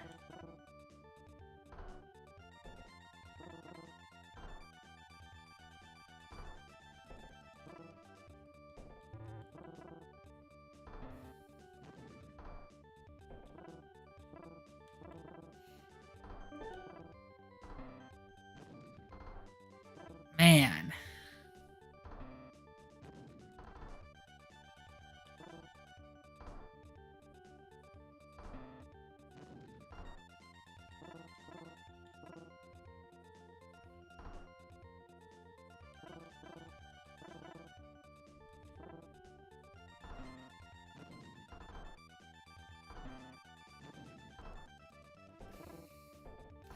It didn't help that, you know, some of the big bomb chain reactions that I was trying to go for didn't eliminate all the pieces.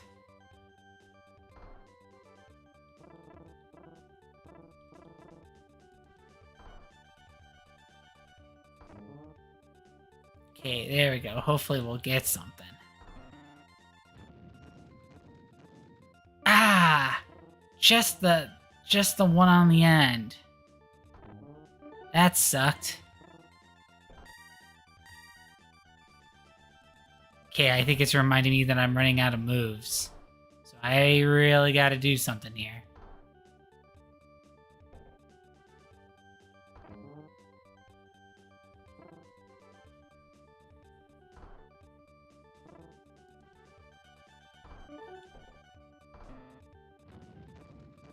Ah, really?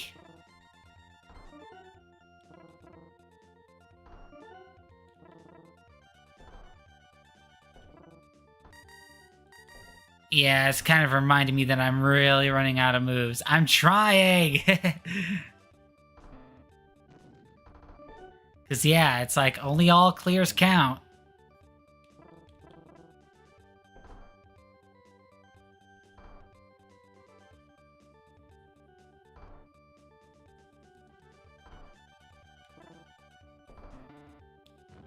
Ah, finally.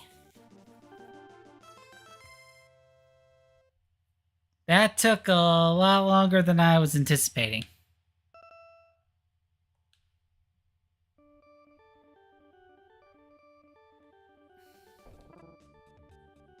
But yeah, you're trying to get this done as, like, in few moves as possible.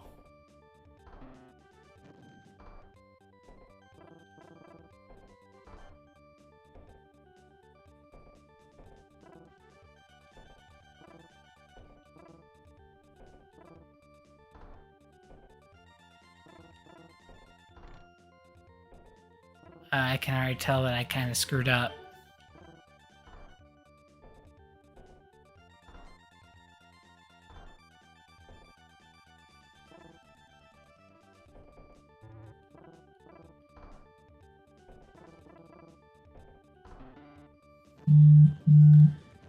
Okay, got a bit of a chain reaction there, which is good.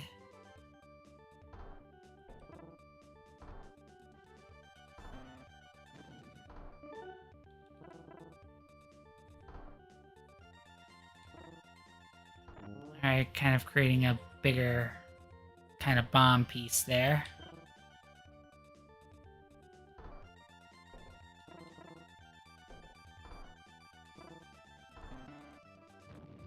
Okay, a lot better. Can't believe I had an exponentially easier time with stage 2 as opposed to stage 3.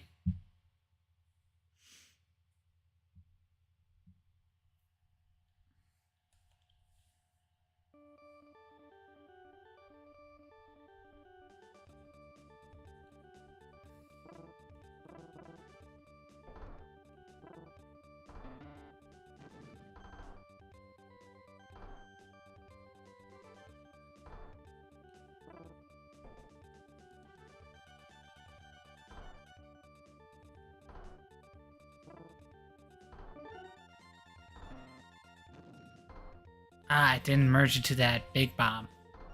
That's unfortunate.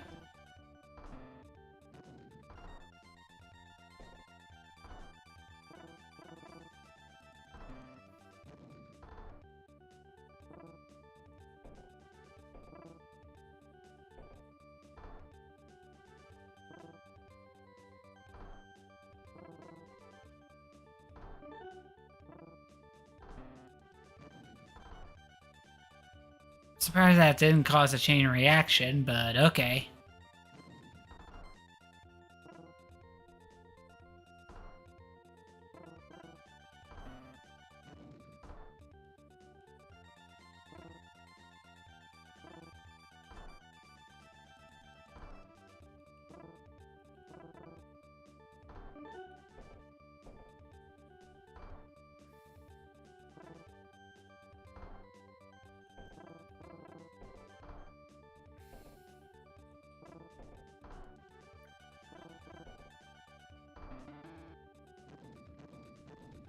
All right, that's what I was hoping for.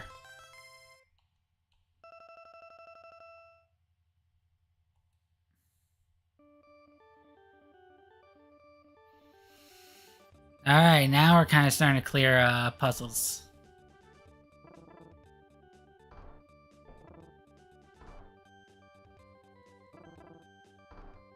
Ah, crap.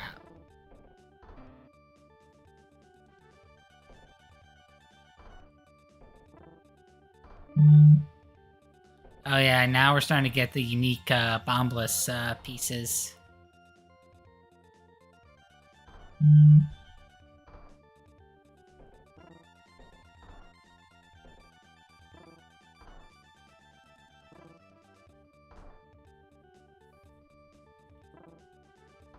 I'm just straight up not doing well.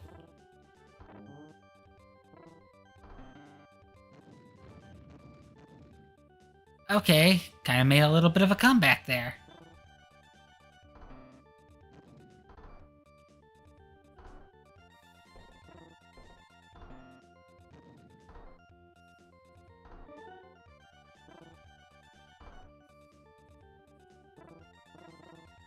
Yeah, form a big bomb piece.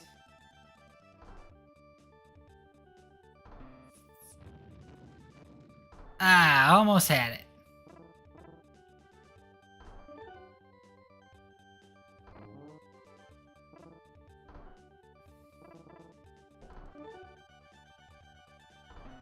Alright, hopefully that gave me everything I needed. There we go.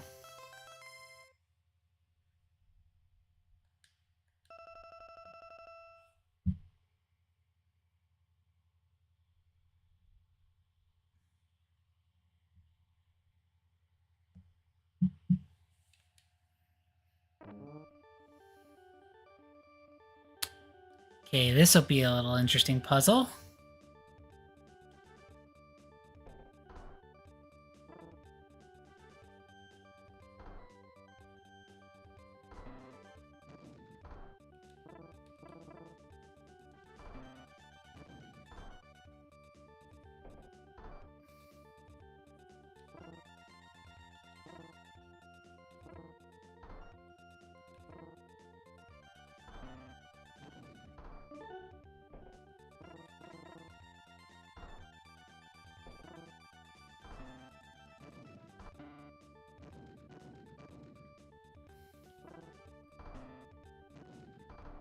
Ah, that didn't do what I wanted.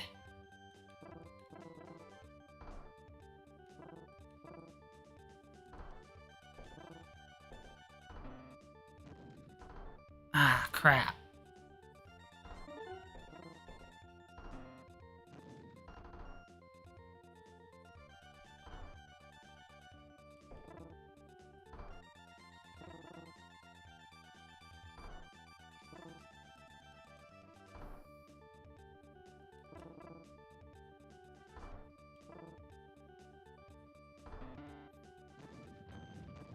There we go.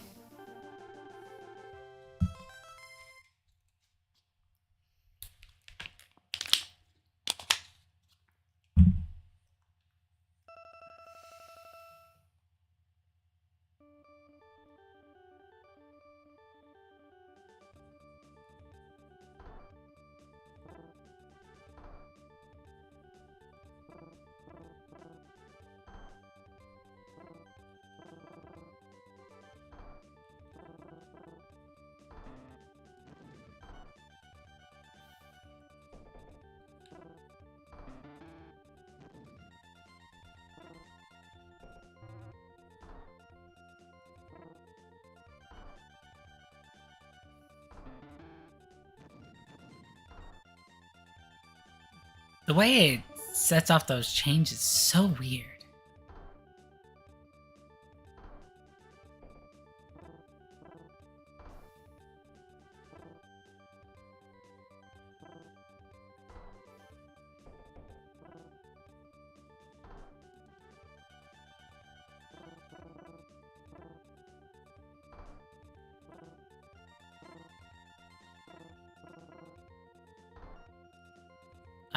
Not what I wanted, but okay.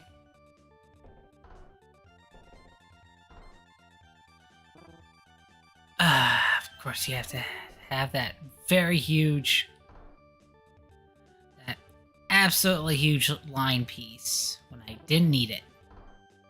Of course, you're not going to give me one when I do need it.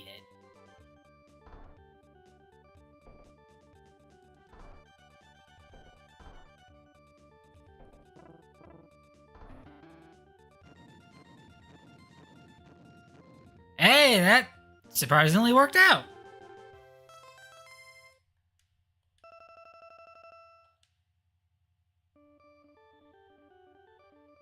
Oh, it's like a fire flower.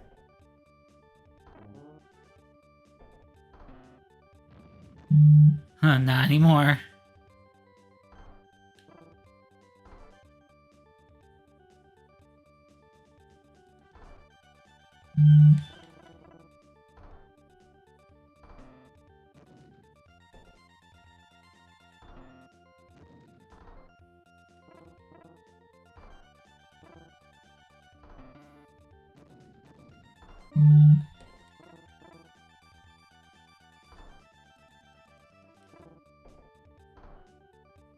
Okay, that didn't work out as well as I thought it was going to. Or that.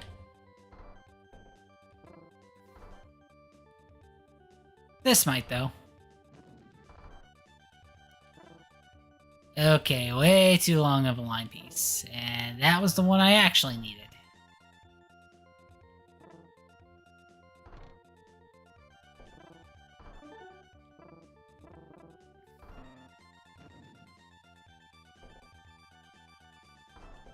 That was a little close.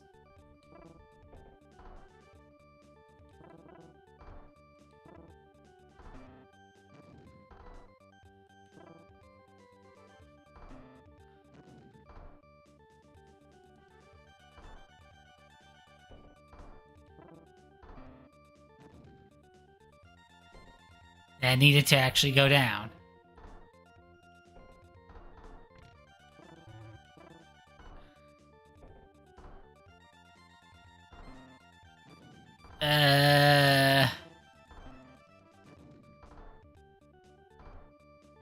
Okay, now that piece actually worked.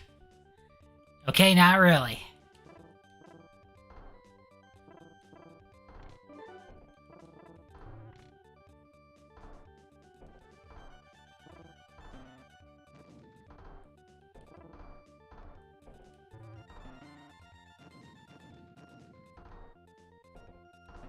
Kind of saving myself here a little bit with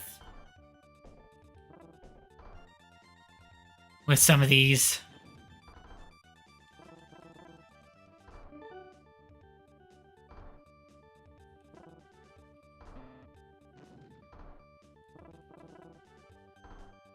This is gonna be tight.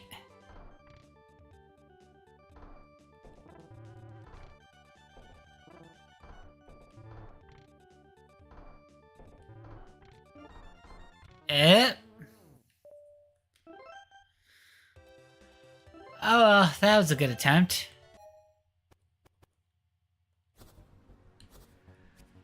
Alright, now it's, Super Tetris 3.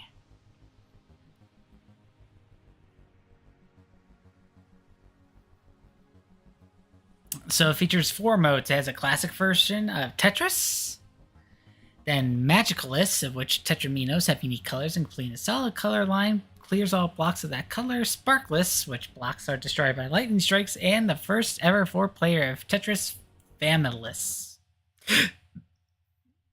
Pretty interesting concepts.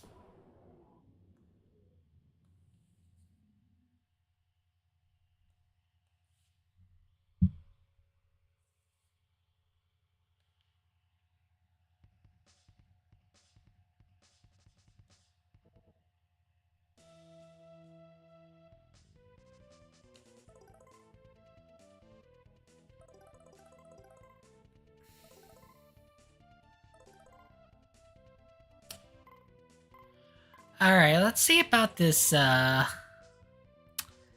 magicalness.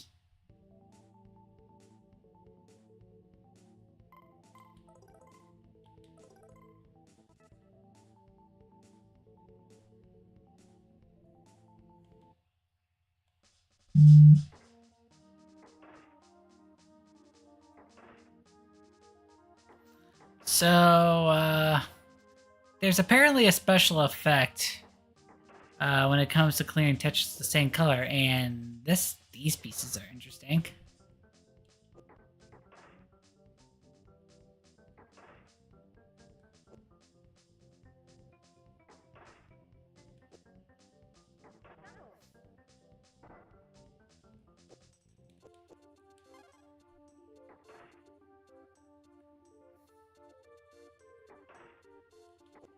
Okay, now we're getting all of them of the same color.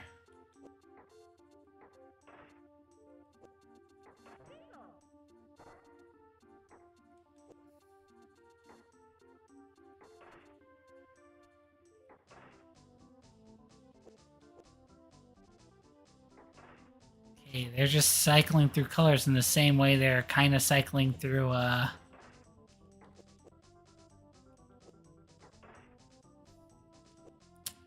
pieces, which is an interesting concept.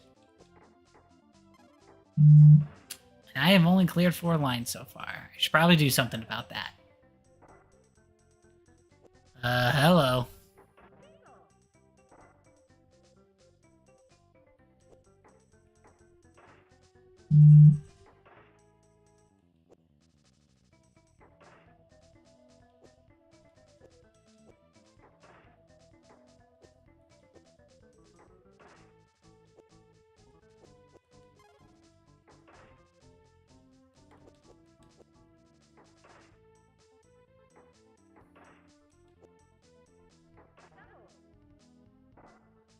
Oh.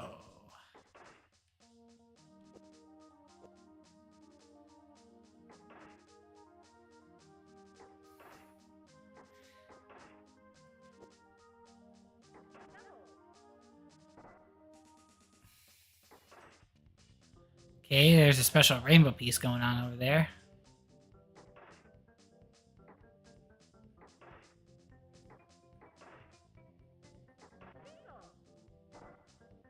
Oh, crap.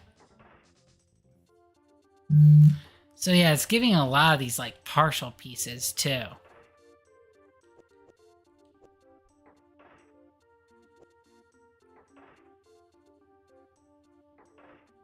Oh, single piece.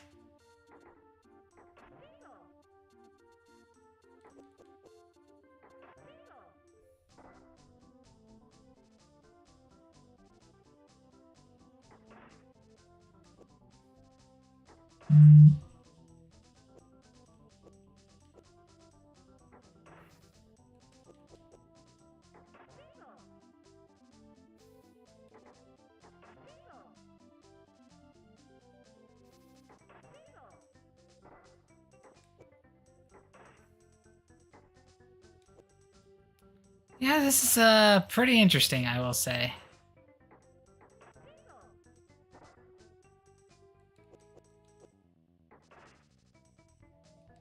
The line piece is kind of being more of a detriment right now.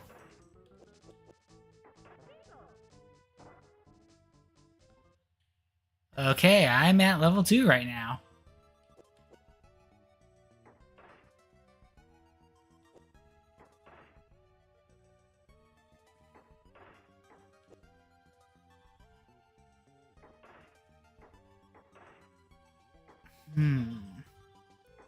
Definitely a challenging sort for sure.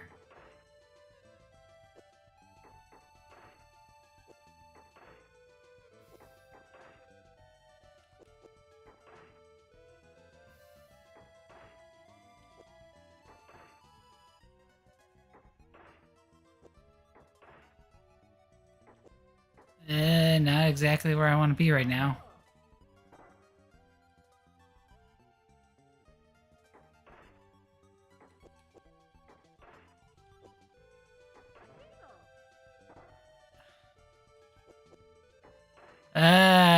Oops.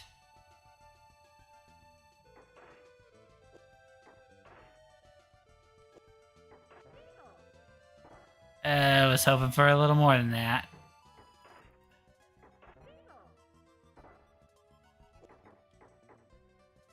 Crap.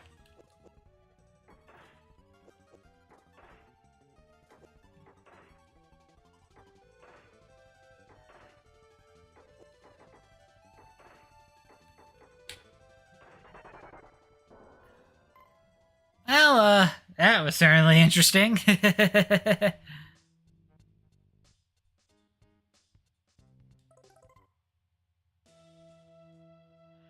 Okay, let's see what the Sparkless does.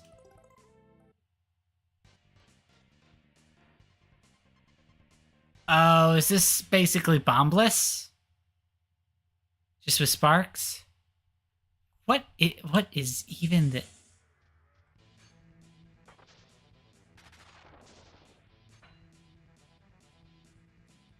Yeah, this is essentially bombless. What is this scenery?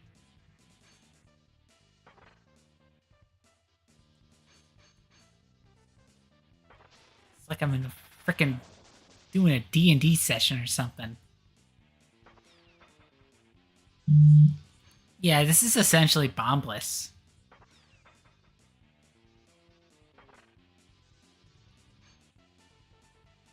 Just called something different.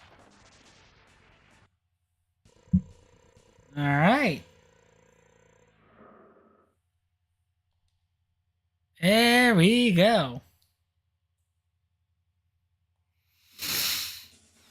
Oh, it's gonna stay on that background, huh?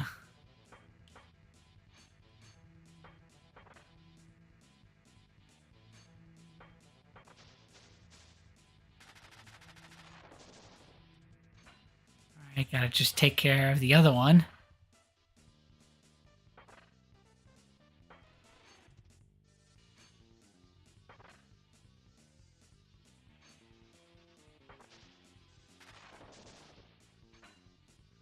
Okay, I think it might take care of more of it than what Bombless has done in the past, so I guess in some ways it is kind of like a new mode, I guess.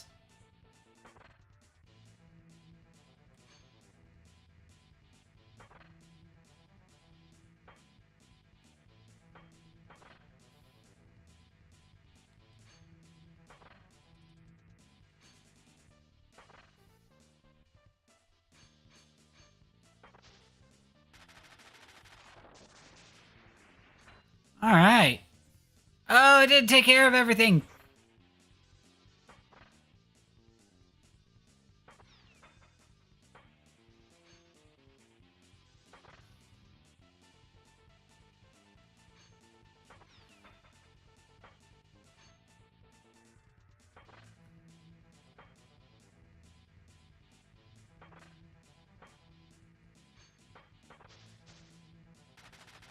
Okay, come on.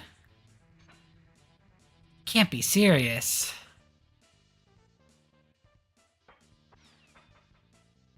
Okay, I wasn't intending it to do it like that, but alright.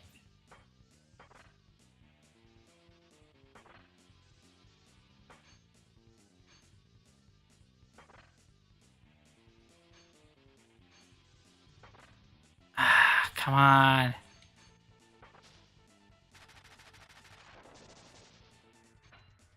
Alright, that could have been worse, but I also could have been done with this stage right now.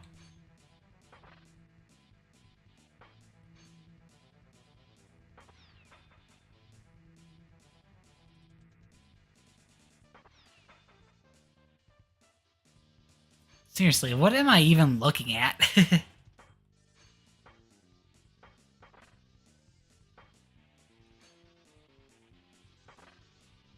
Alright, got 69 moves left.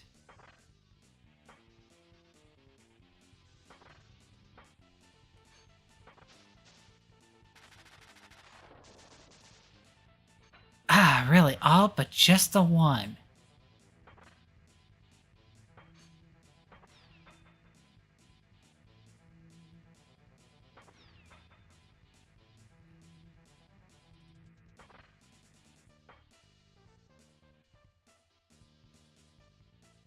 Ah man, seriously, I'm like doing everything possible to clear the board, but it's just like, does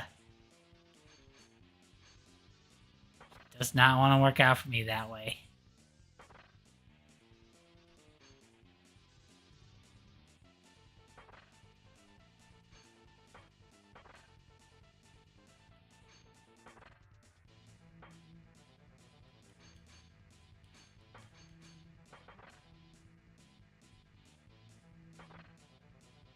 Oh, well, I am running out of moves, so hopefully something turns up soon.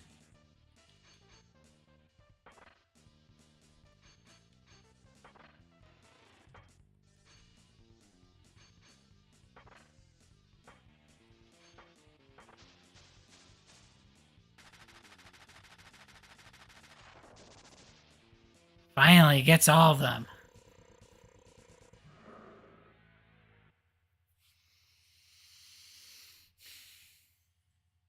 Alright, at least get a different kind of aesthetic, at least.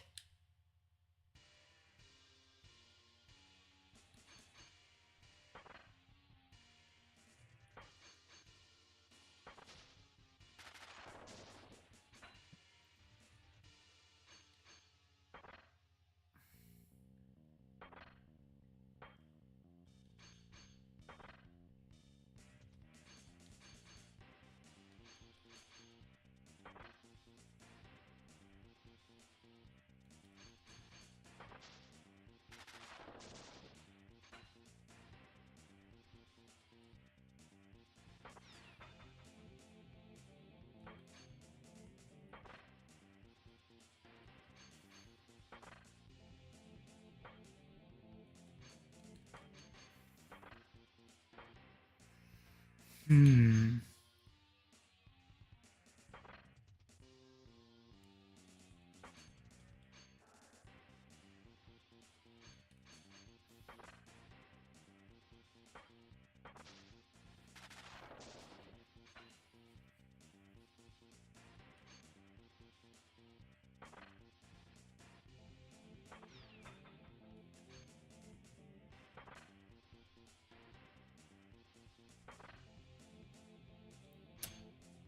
Something has to work here.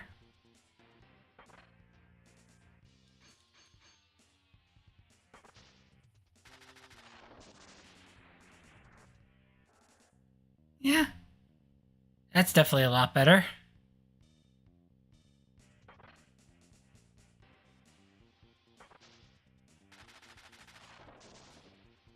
Ah, almost.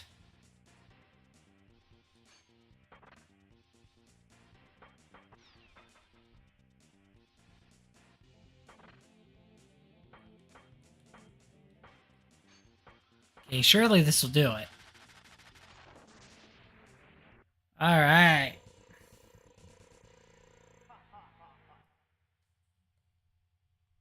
Okay. Oh!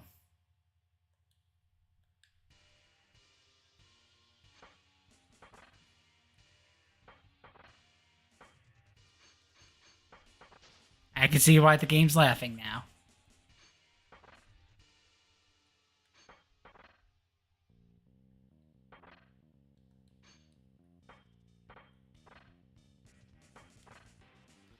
Oh, I goofed up pretty bad.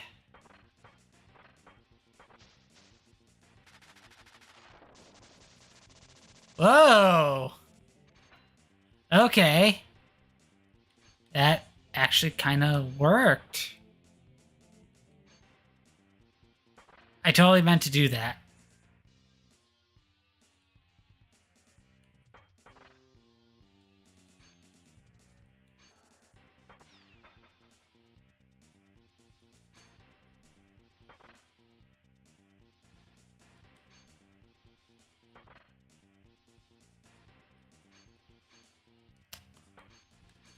So far, none of those extra janky pieces that usually accompany Bombless.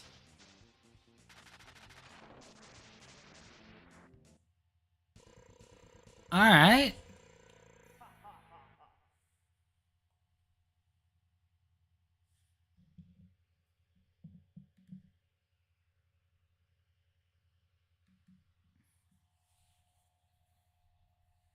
Okay, that's interesting.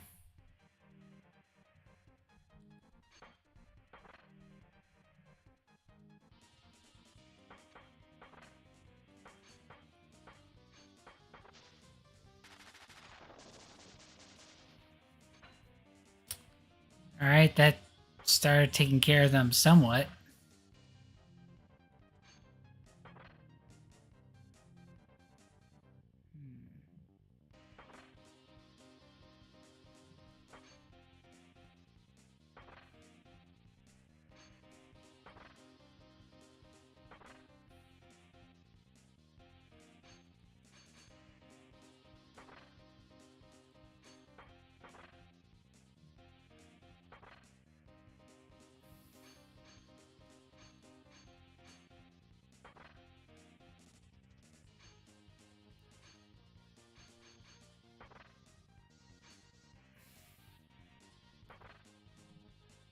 Huh. At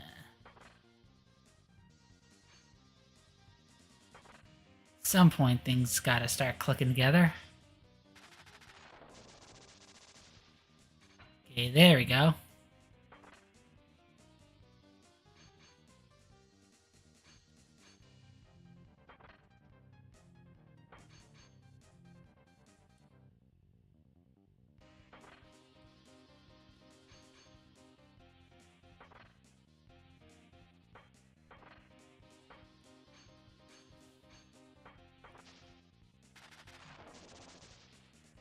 Okay, all but one.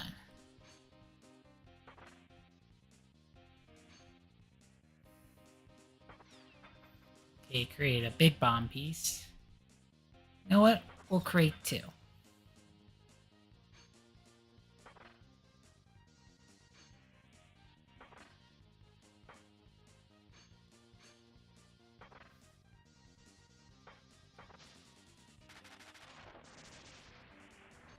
That did not get all of them. I am surprised.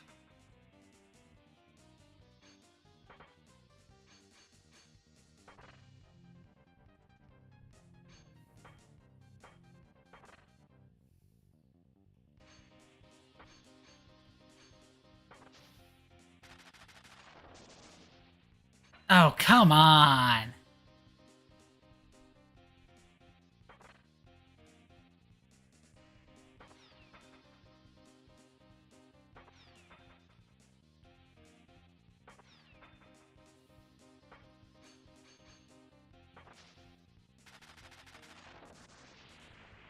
All right, I was gonna say if that didn't do it, man.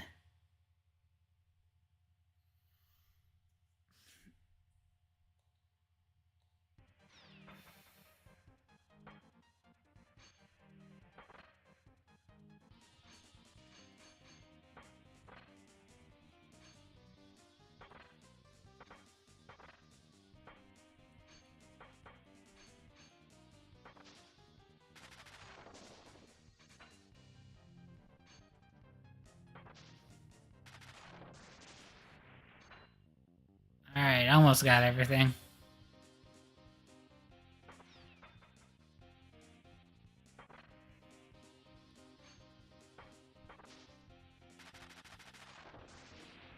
Okay, I know I missed those two, unfortunately.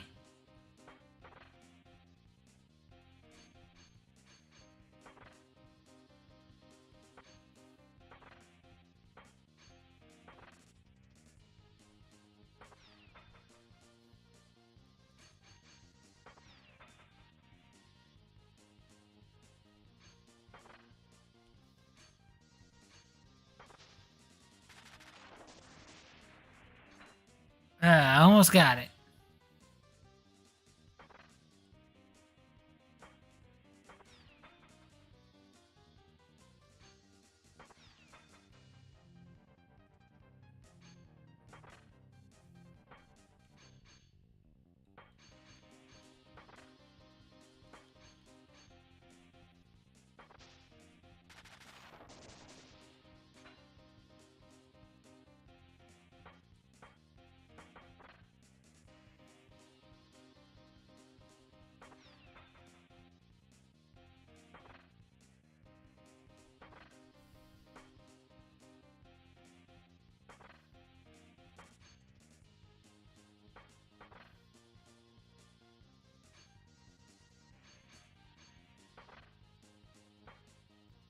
This is a toughie.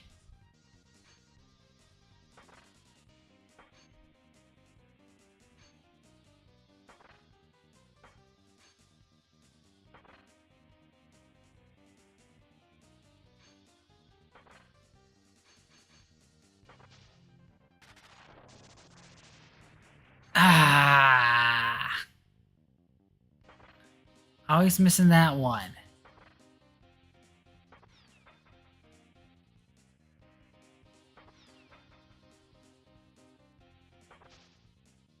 Okay, this has to get all of them. There we go. Doing very well on this one. It's back to the creepy dragons.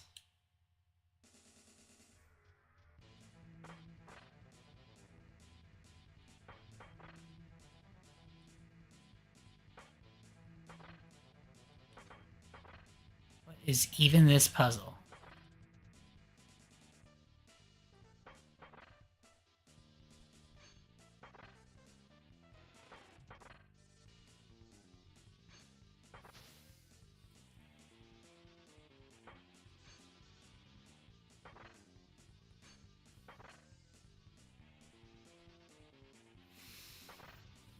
Hmm.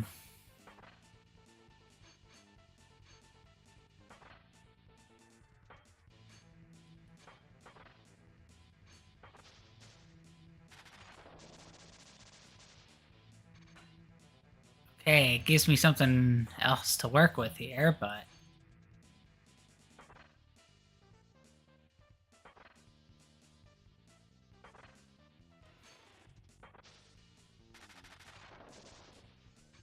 Yeah, I don't have a lot of spark pieces, so not a lot of ground to work with here. Hmm.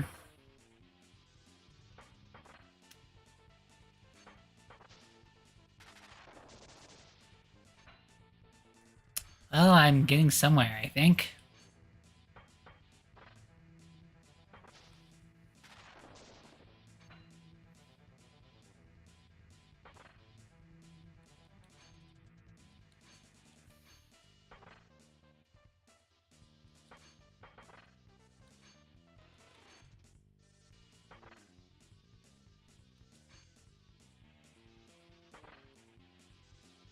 Ah, man.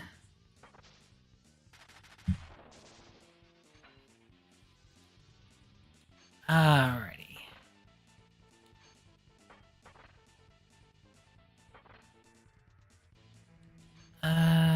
Not exactly what I want, but okay.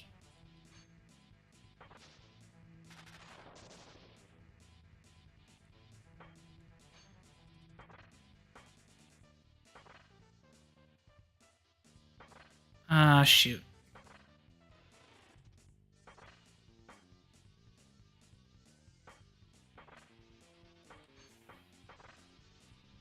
Come on.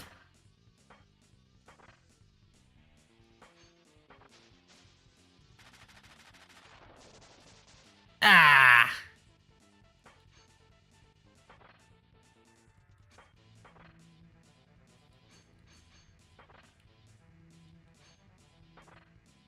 Come on.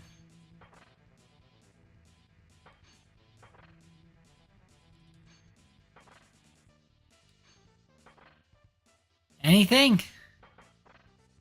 No? Alright, there we go. We got something. Even if it really wasn't that great, but it's something.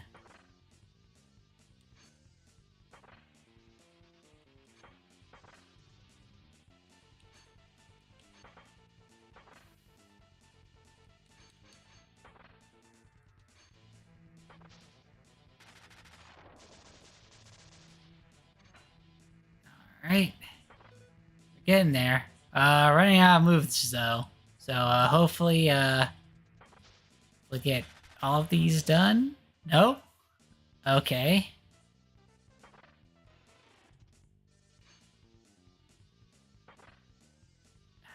Not exactly. Come on. Aw, man.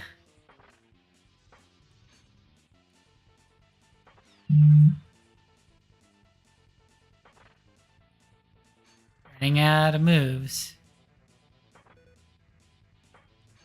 Yes, I know, game. I'm working on it.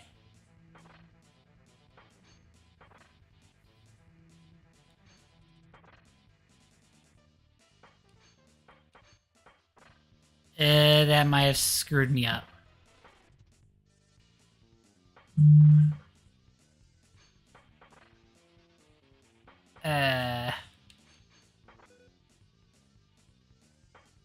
Last 10.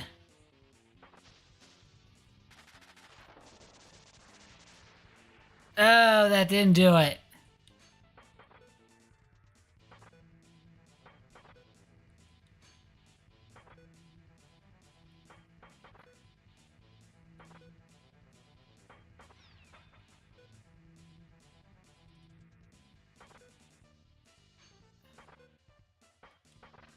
Yep, out of moves. Still a good run, though.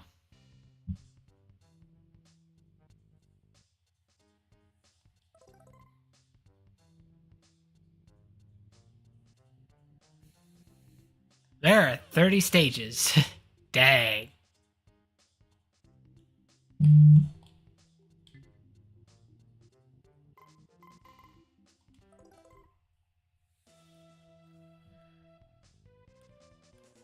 That was crazy. And all these are just, super bottomless stuff for Game Boy, Game Boy Color, and Famicom.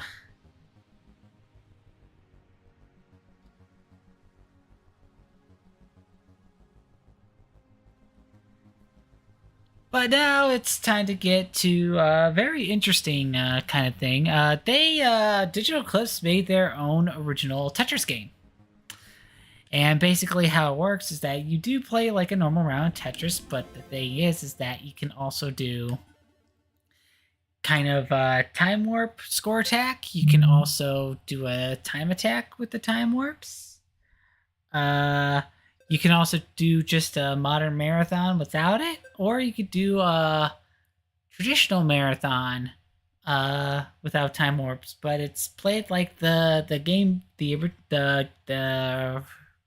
game for the original Game Boy. So let's just do the time warp score attack, just to kind of show that off.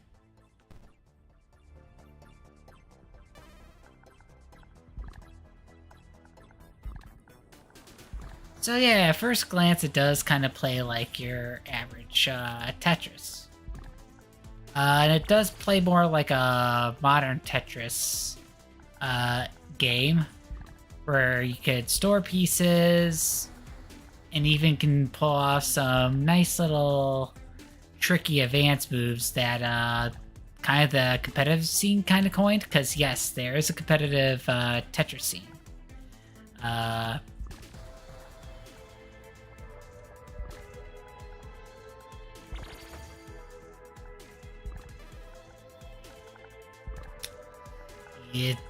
Competitive Tetris is kind of one of the earliest of esports.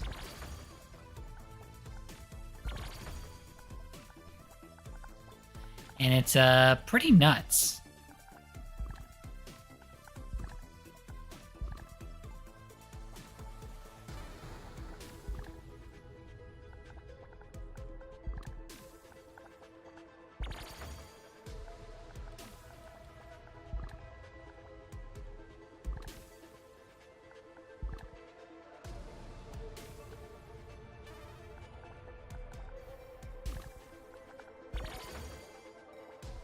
But yeah, if you do like one of these special pieces and you clear lines with it, it'll take you back to a random era.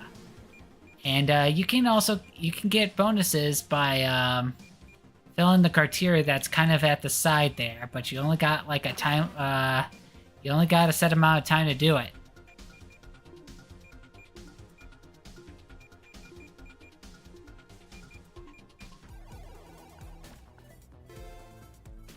So yeah, I didn't really do too good there.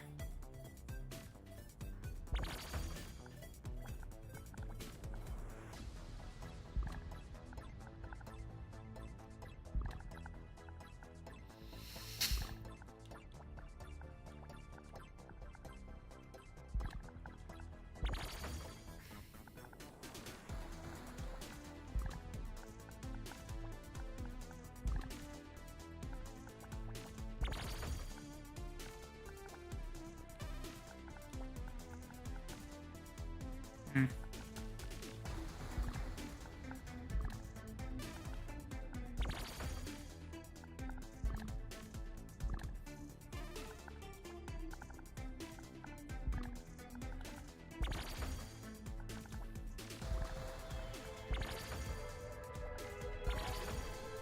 But yeah, they also award you for doing like quick line combos as well.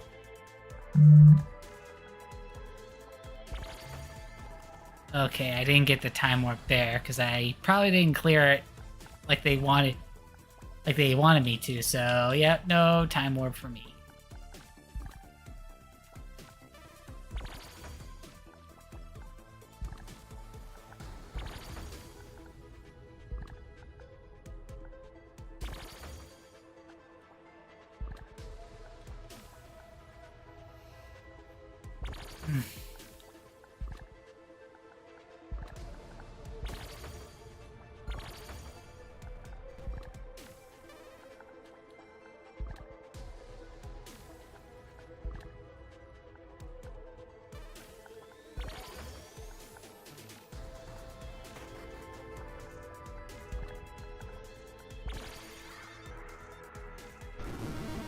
Alright, back to 1984 again.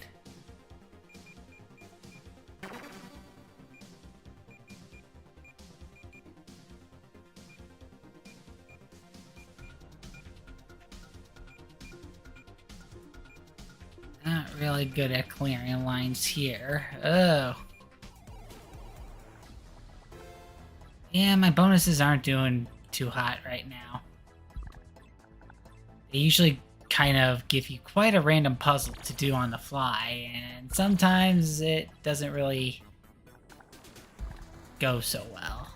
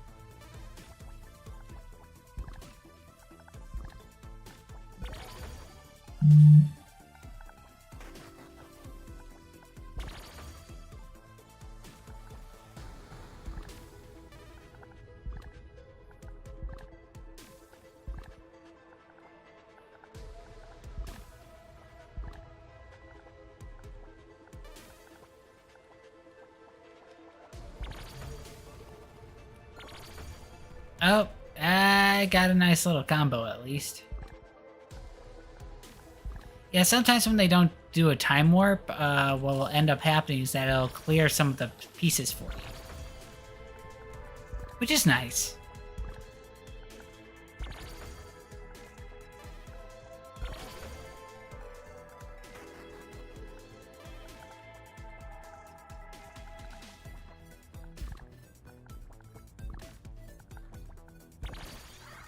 Alright, yep, it gives us the nice little Game Boy aesthetic.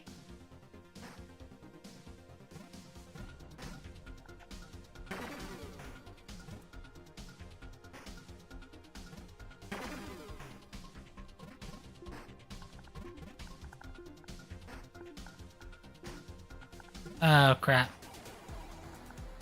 Okay, that one was a little bit better.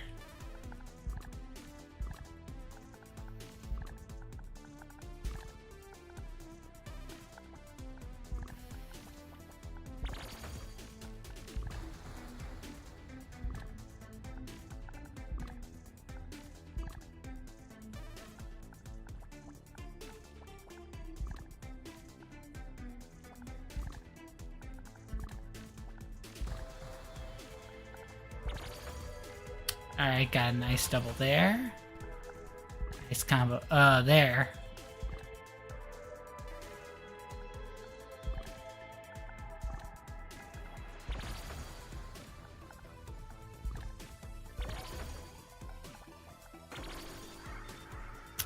Alright, 1993. Ah, it's the bombless.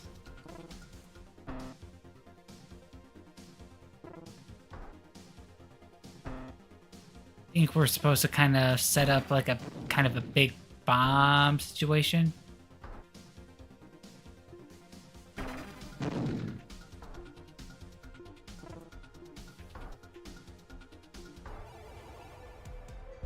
Or at least we got an addition to our score at least.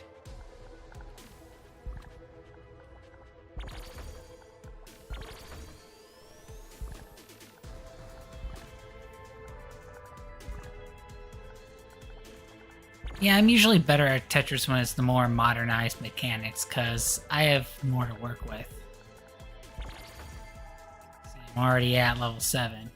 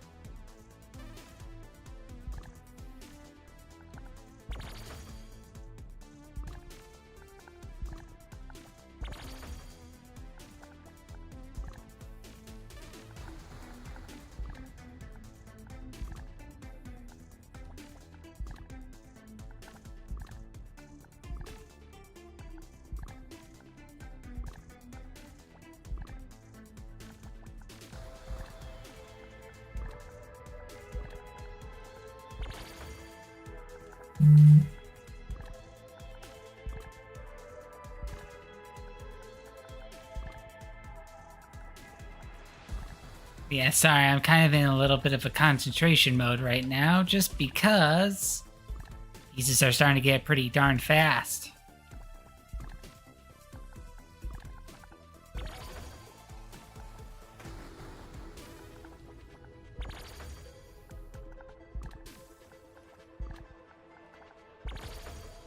Ooh, like really darn fast.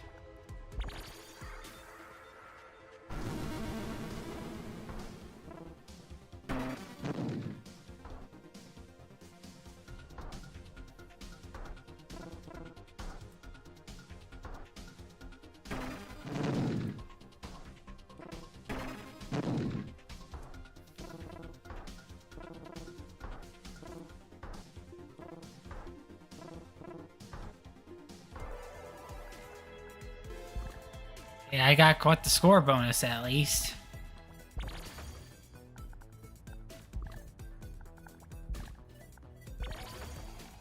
Oh.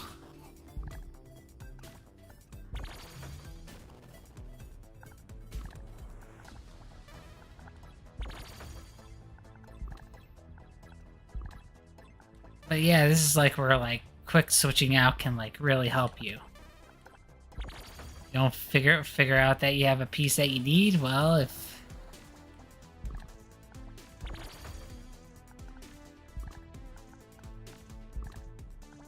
but it's also very easy for things to get screwed up. Like that.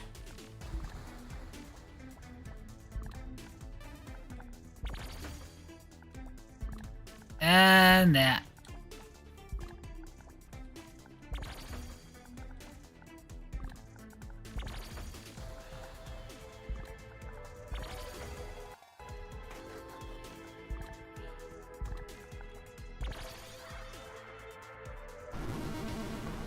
Oh, and they're dropping down really fast.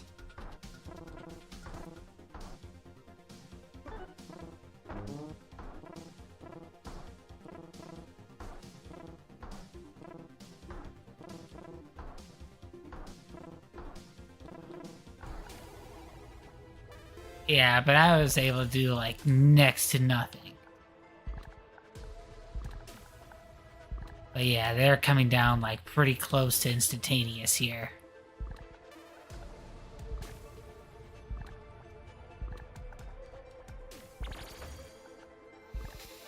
I mean, I'm still managing, but man.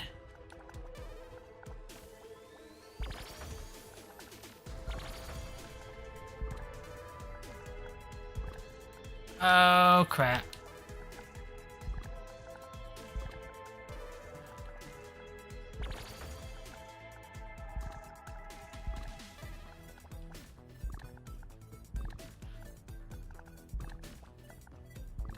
Oh, crap. Oh, crap.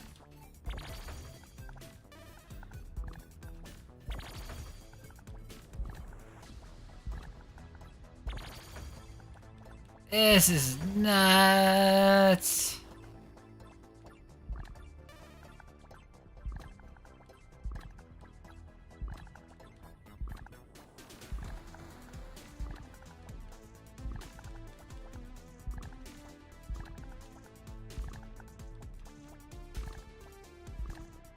Phew.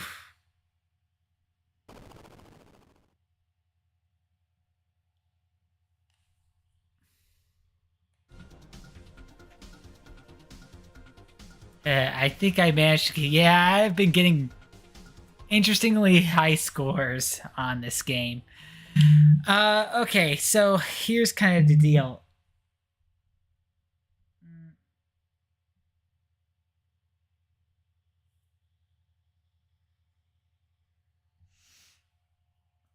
I was planning to originally go for like another hour or so, mainly due to the fact that still have a little bit more time in the day, and I wanted to take the opportunity to play at least another Tetris game or so outside of the collection. But I'm kind of feeling a little on the dizzy side right now, and I think that's probably a good sign for me to kind of wrap things up and just kind of start heading to bed.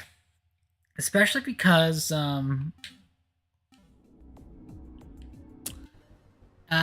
interestingly enough, right as I was kind of getting ready, I actually started to kind of add a bit of a bloody nose. Well, not even a bit; it was pretty bad. Like I sneezed, and all of a sudden, it was just like, yeah. So like it took me a little extra time, and I almost kind of had to wonder if I was going to still be able to do this. Um, but before I kind of wrap things up, since this is a donation stream. And unfortunately, not too many people were able to tune in today, which is understandable given the fact that it is New Year's Eve. You know, everyone has like very special New Year's plans and stuff. So, in the interest of the donation stream, I'm gonna even out my own total.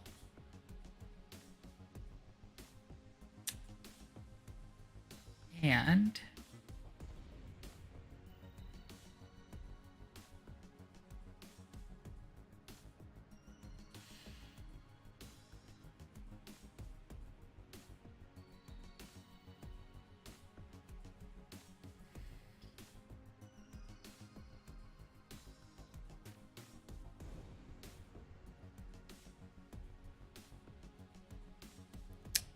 hold on, I'm working out the details. Sorry.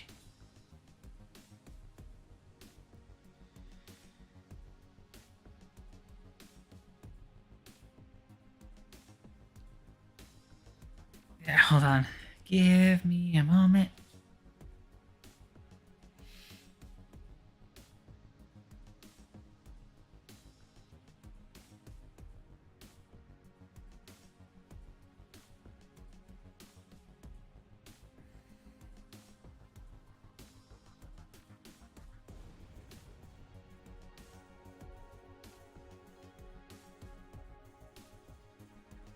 It was definitely pretty fun going through all the games in the collection, though. I mean, yeah, I did want to include some of the other Tetris games that I have, but I did not start this early enough, and again, I am starting to feel a little on the dizzy side, so I'm just like, yeah, it's time to call it a day. Let's see.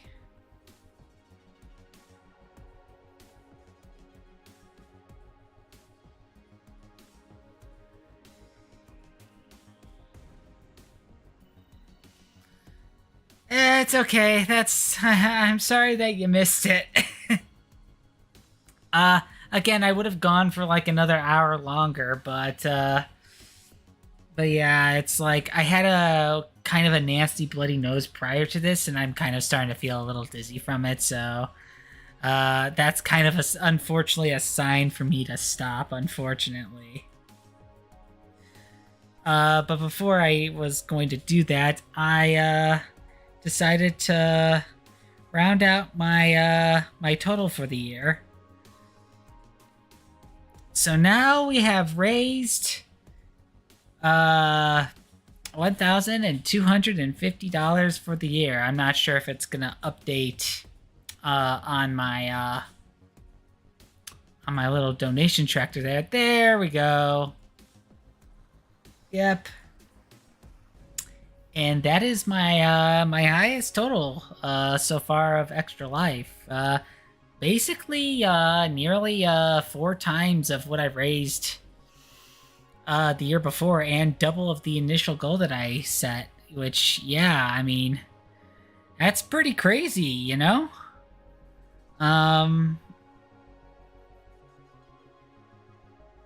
It has certainly been a successful campaign. Definitely one of the few things that I most certainly have considered a success for this year. This year in general has been pretty tough, and I didn't get to do a lot of the things that I wanted to do. But as far as this year in Extra Life, it has definitely been quite an adventure, and it's something to definitely be proud of. Starting tomorrow, it'll be the 5th year that I will be doing things with Extra Life, especially with the Chicago Guild. And I'm looking forward to it being another successful year. I mean, in large part, the amount that I've raised this year is in large part thanks to that Combo Breaker convention that I went to.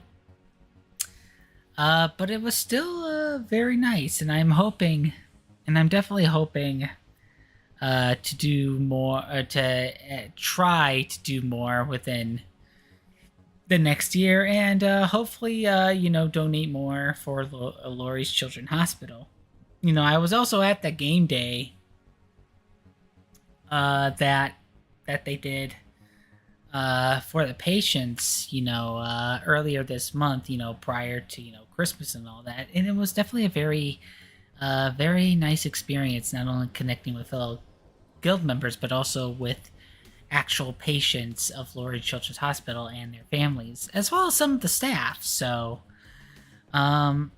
their first, I think they will have like a kind of an introductory event of the year in January, but I think they also will have a major convention at the hospital come March, because they weren't able to schedule one for this year, so they're hoping to do earlier in March and all that. So that will be exciting. But with all that said, this is indeed the last stream of 2024.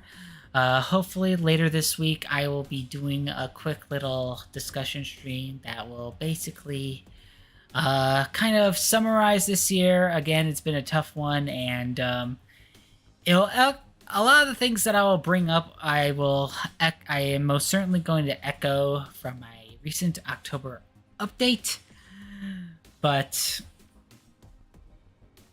I am hoping that, at least for the time being, that it will be a stream that no, I'm sorry. I'm already losing track of myself. This is kind of another sign that I'm trying to kind of wrap things up soon. But the hope is to kind of set a little bit of a refocused path a little bit, which I kind of had to do on repeated occasions just in the last 5 years alone. And while this doesn't mean that I'm completely ruling out certain things, it is something that, because I kind of anticipate 2025 to be a rather challenging year for me on multiple fronts, I kind of have to adjust how I approach streaming in order to compensate, so that way it doesn't feel like I'm kind of slogging along, kind of like I have been the past year or so. So but I'm gonna leave it for that particular video. So with all of that said, thank you everyone who has to join me for the stream. I'm sorry that I did really interact as much as I probably should have. I kind of had to kind of really get myself going today, just because I've been feeling, again, pretty sluggish as of lately. And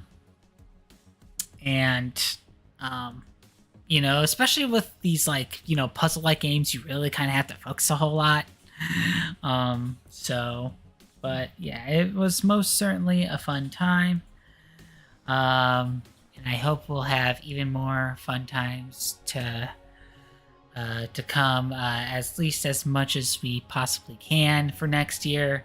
You know, I gotta actually finish Pokemon Violet in its entirety, for one thing, at least story-wise, aside from some extra parts, and then, you know, figuring out where to go from there. Because I did just wrapped up part 1 of the area hidden treasure of Area 0, and I gotta do all the part 2 stuff, at least story-wise.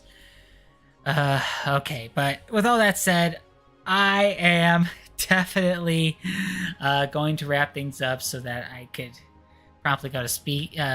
I usually do not intentionally stay up till midnight anymore for New Year's Eve. But I do wish you all a Happy New Year. Hope your 2024 ends nicely. And I definitely wish you for a wonderful 2025. So with all that said, I hope you all have yourselves a wonderful evening. Happy New Year, and take care.